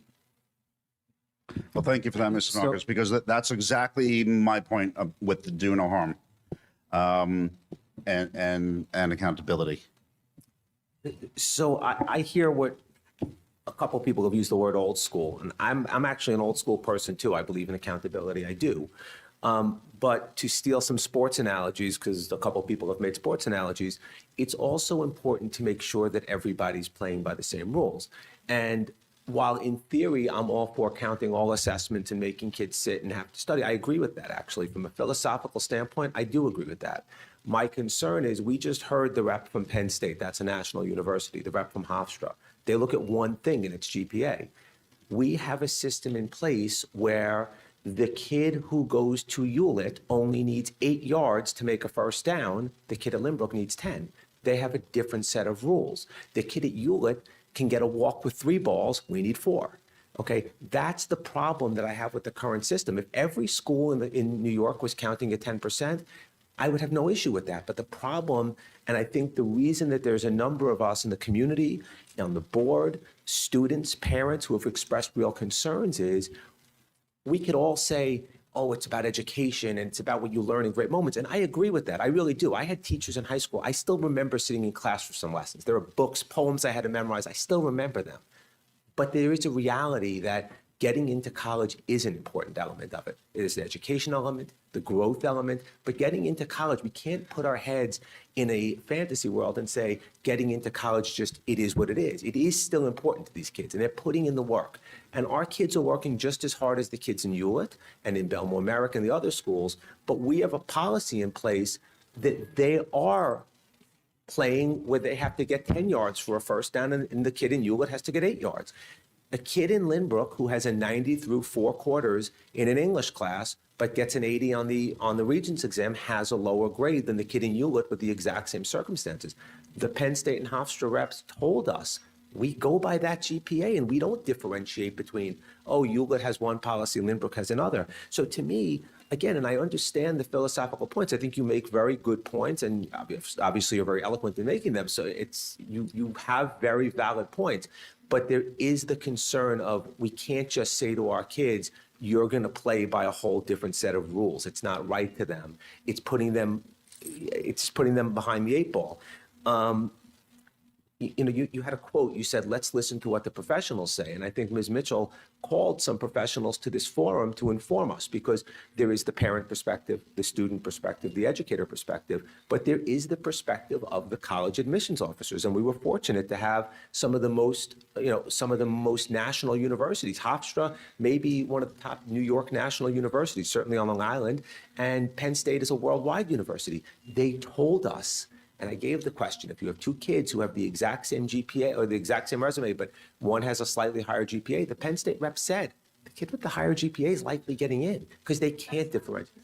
No, she did. She said it's the most important factor. She said she doesn't differentiate. She said her first question to Ms. Mitchell's question, not her first answer, was, we look at GPA first and foremost. Let me finish. She didn't say that the kid with No, 2 she points told- higher is likely. No, to she get in. told That's us not what that, she no, said. she told us that GPA is their number one factor. They don't look at the holistic approach. She said it because the first person who spoke said holistic, and she said, we at Penn State don't do holistic. We look at the GPA first and foremost. So it stands to reason that a kid with a 91 GPA has a better chance statistically than a kid with an 89 GPA. That's just facts and that's numbers.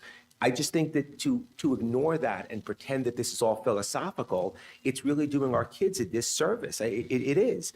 One last point is. Do you mind if I address course. one thing No, about of that? course. Okay.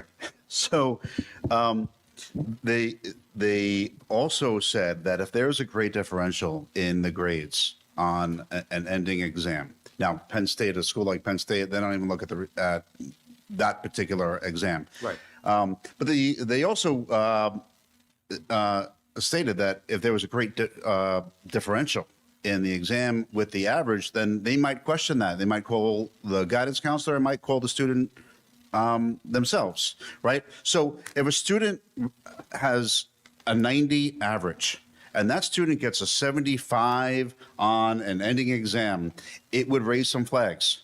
It would raise some questions. Now, Which, by the way, is why the mathematically, student is still incentivized, even under a do no harm practice, to still do as best as they can on that exam for exactly that reason. Because if that kid has a 90 in the class, that kid knows, and if they didn't before, they certainly will now, that you better do well in that region because it still appears on the transcript for those schools that care. But we don't need to double penalize them by showing the 75 and then turning their 90 into an 88. That's my concern. And again, we're putting them at a disadvantage to other districts. That's my biggest concern. you need a 20-point swing to bring it down 2 points. I mean, But the example right? you just I mean, we have a math teacher sitting here, right? I mean, the likelihood of this happening, a 20-point swing.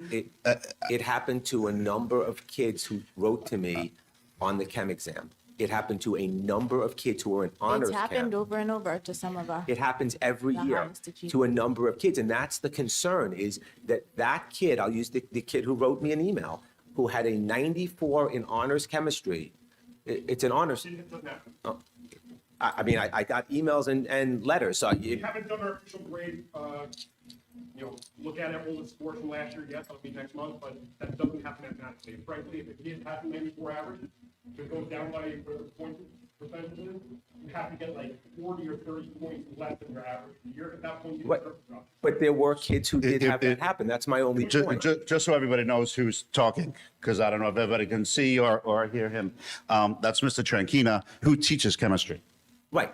And my only point is, I'm not trying to say, to list out kids and do that. I'm saying there are plenty of kids, especially, and Mr. Tranchina teaches one of the hardest subjects. And, that exam is the widowmaker, that exam. We had something like a 30-some-odd% failure rate on that exam. But there were kids who were honor students who did tremendously well, who got in the 60s on that exam. That is a fact. And to take those students and have their grades brought down by 2 points, potentially 1.5, 2 points, when other districts aren't doing it. It's just a concern for me. I'm not saying. We can probably move on from this point because you can speak on it, but we don't need to convince anybody else here. One thing that you said, I just, Mr. Lunar, that when my kids were here, it was 20%.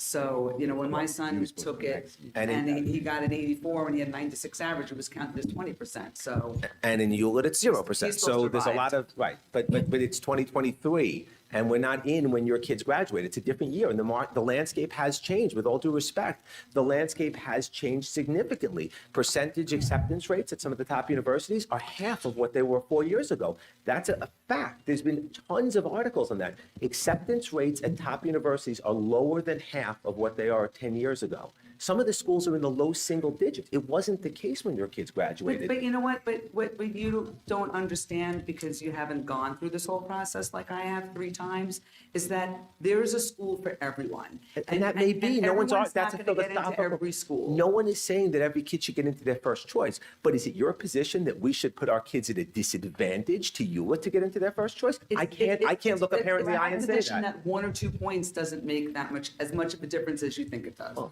We're going to have more. one thing, I Mrs. don't, Danino? you know, you kept bringing up the harm conversation. And if I remember correctly, Mr. Kirchenberg, you stood up here when we discussed 3 through 8 testing, and you talked about how harmful those were to our 3 through 8 students and the state making those flawed tests. Well, the state makes these same tests, and you know as well as I do how flawed these tests are at times. Our teachers, who we love and adore, are not making these tests, and we can't rely on them. They've canceled the test the day they were supposed to be given. They're not graded fairly. So if you want to talk about harm, yes, there is harm in these tests. And I don't know how you can stand here and preach this and not realize the harm that they are causing. And I want to, Mr. Spinella said something that was meaningful to me. This is supposed to be about learning. And I'd love to see anyone come here with the research that says high stakes testings are valid for measuring student learning and that we should value them. And I'd like to just see that research. Here's where we'll all agree. Right? You want to eliminate high stakes testing, and as Mr. Belmont has said over and over again on a number of issues, give us the local control. I'm with you.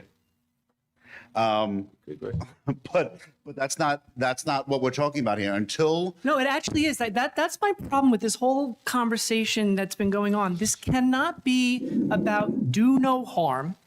It needs to be about assessment reform, which to my recollection was the name of that commission. It was about assessment, weighting, and grading reform. And we are so hung up on this do no harm phrase, which is, like you said, it's rhetorical. But there is a valid responsibility by this district, by this board, to examine whether or not any of our students should be put in a position to take a single high-weight exam to be a measure of their full learning of a course, when, as Mr. Spinella said, those learning moments happen all year long, and those are how we should be measuring whether students learn the material in the course. we're respectfully, just one thing, Mr. Murray, is that we're here talking about do no harm because that's the title on the agenda. right. Like, and I've been that's frustrated why by we're that here. every time it's come up, and I've said it every time it's come up. The commission was put together to talk about how we assess students, instruction and assessment, which is, 2 of the 20 titles that Dr. Belekas has. And we end up standing here, we're talking about these big philosophical questions. And I could stand up here all night and talk philosophy. I don't know if everybody wants to Then I'll hear it. definitely be cutting you off. Yeah, so. Time limits, please. But I mean, that's kind of where we're going with this, and there is an issue with the high stakes test. And just as there were issues with the high stakes tests of 3 to 8, Mr. Danino, you're not wrong about that. But the fact of the matter is, this is what we have. The difference with the 3 through 8 tests is that the kids didn't have to take it. Our high school students and some of our middle school students have to take these tests to graduate, right? We supported the opt-out movement of the grades 3 through 8 test because they didn't have to take it. It was unfair to these children to put them through these hours of testing. But our secondary level students have to take these tests. But they until, don't have to be in their average. until the state changes the whole paradigm and we have a culture shift and we get rid of that kind of high stakes testing. I guess we could talk about philosophy again. I But agree to we your can't point, Mr. eliminate- Lunar, about Hewlett changes, they move the goalposts. Okay, that doesn't make it right. And once word gets out to these colleges that were here before that they're inflating their grades, our students are going to be in a better position than their students. The only thing I'll respond to that is if it was just Hewlett, I would strongly agree. But there's a number of districts on the island that are doing it. Now, I think it was either Mr. Belmont or Mr. Pileski asked the question, do you compare different schools? Do you look at their practices? How do you know that the kid at Lynbrook is, really gets a better education? And the answers were, we really, with the exception of the SUNY school, we don't. That was the answer. That's completely the Hofstra answer, and the Penn State answer was, we don't. We can't get that granular. They specifically said that. And we could. Anyone who wants to watch it can rewind it. It is 100% That's what they said, but I accurate. think they were being So politically. the reps that we brought in here to give us information while not giving us honest answers, I have to take at face value what they said. Just, you can't ignore it because you don't like the answer. The answer was, we don't make those differentiations. And again, I really do respect the philosophical differences on this. There are two sides to it, and I see that. But I come at it just from a parent of a high school kid and a middle school kid and I see how these tests impact kids, and I can't support a policy that puts us at a disadvantage to numerous other districts. That's just where I come in. Thank you, Mr. Luna. Ms. Kirschner, I think we exhausted our time. Appreciation. I can see the Nothing else? conversation going. You sure? We're good. We're good. Thank you. Thank you. Thank Appreciate you. your Thank you time. for taking the time. Thank you, Snow. At this time, you have nothing else on the board.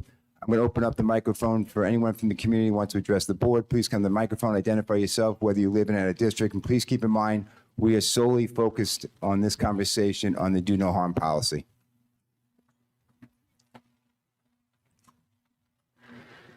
Hey everyone, my name is Cooper Shore, and this is Bennett Viltano, and this is AJ Berkowitz. We are all SGA officers here to represent all of the students in Lynbrook High School. We are here tonight to talk about the do no harm policy. Instead of helping our students, voting against this policy has the potential to hurt our students' overall averages. I am asking the board on behalf of myself and many other students to please rethink about the impact this has on Lynbrook students. I am personally not against tests, and I understand their significance greatly, but I do feel that we should be set up for success. Having neighboring districts vote for this policy will impact our competition when applying to similar colleges. Hey everyone. Watching my brother recently apply to colleges taught me firsthand how rigorous and difficult the application process is. If Lynbrook can help our students instead of harm, why wouldn't we? I know in the end it only seems like a few tenths of a point here and there, but we know how every point matters in the end. Me and Cooper, both retook Regents this summer strictly because we wanted to do better on them. We both are above average students and knew that our Regent score was not a true reflection of how we did that year in that class. With that being said, we also did not want it to lower our average even by a tenth of a point. Please rethink and make the right decision. Not only will this benefit our class, but definitely others in the future. Lynbrook always does the right thing. I mean, we all love it here. It's time to advocate for your students and vote for the do no harm policy. Thank you. So Berkowitz is just the eye candy? Or these guys? Yeah, he was here for, he's here for emotional support. Thank you, gentlemen. Thank you, guys.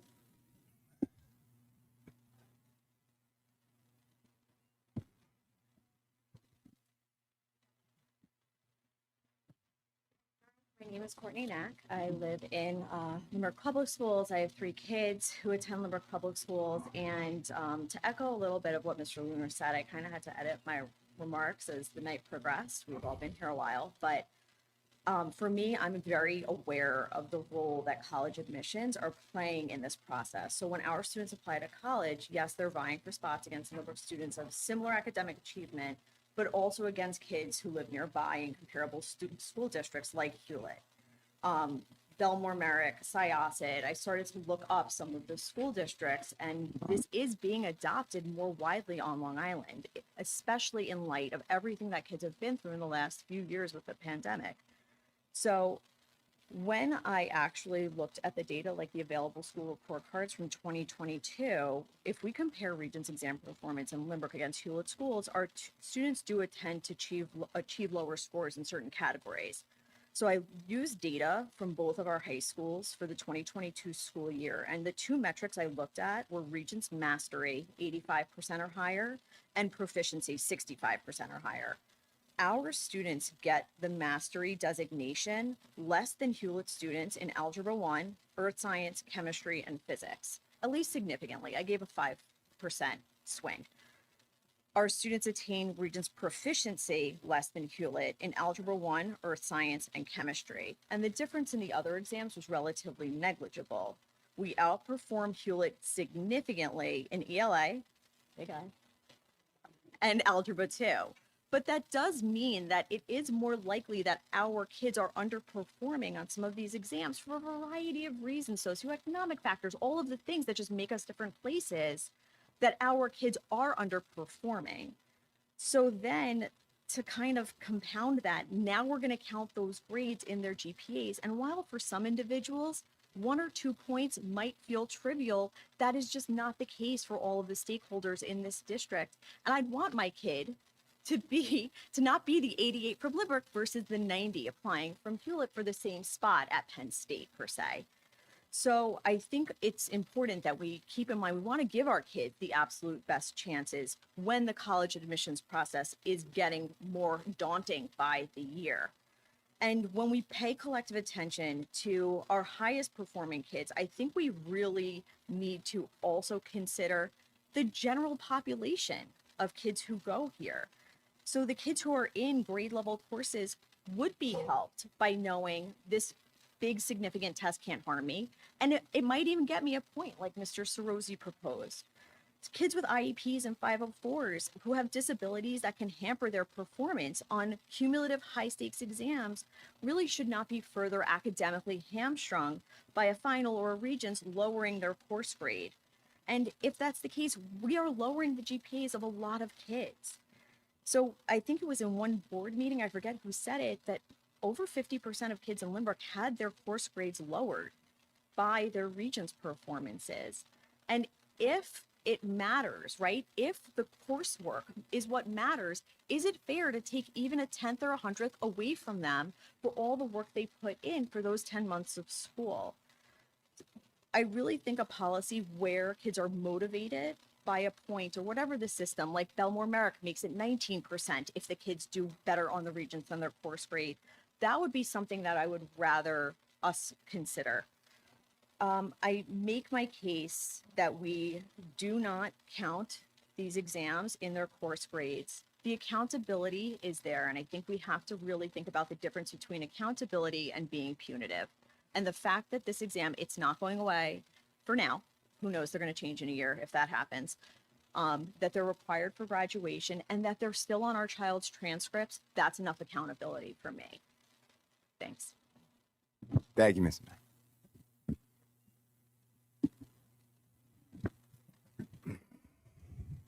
Anything else on the board?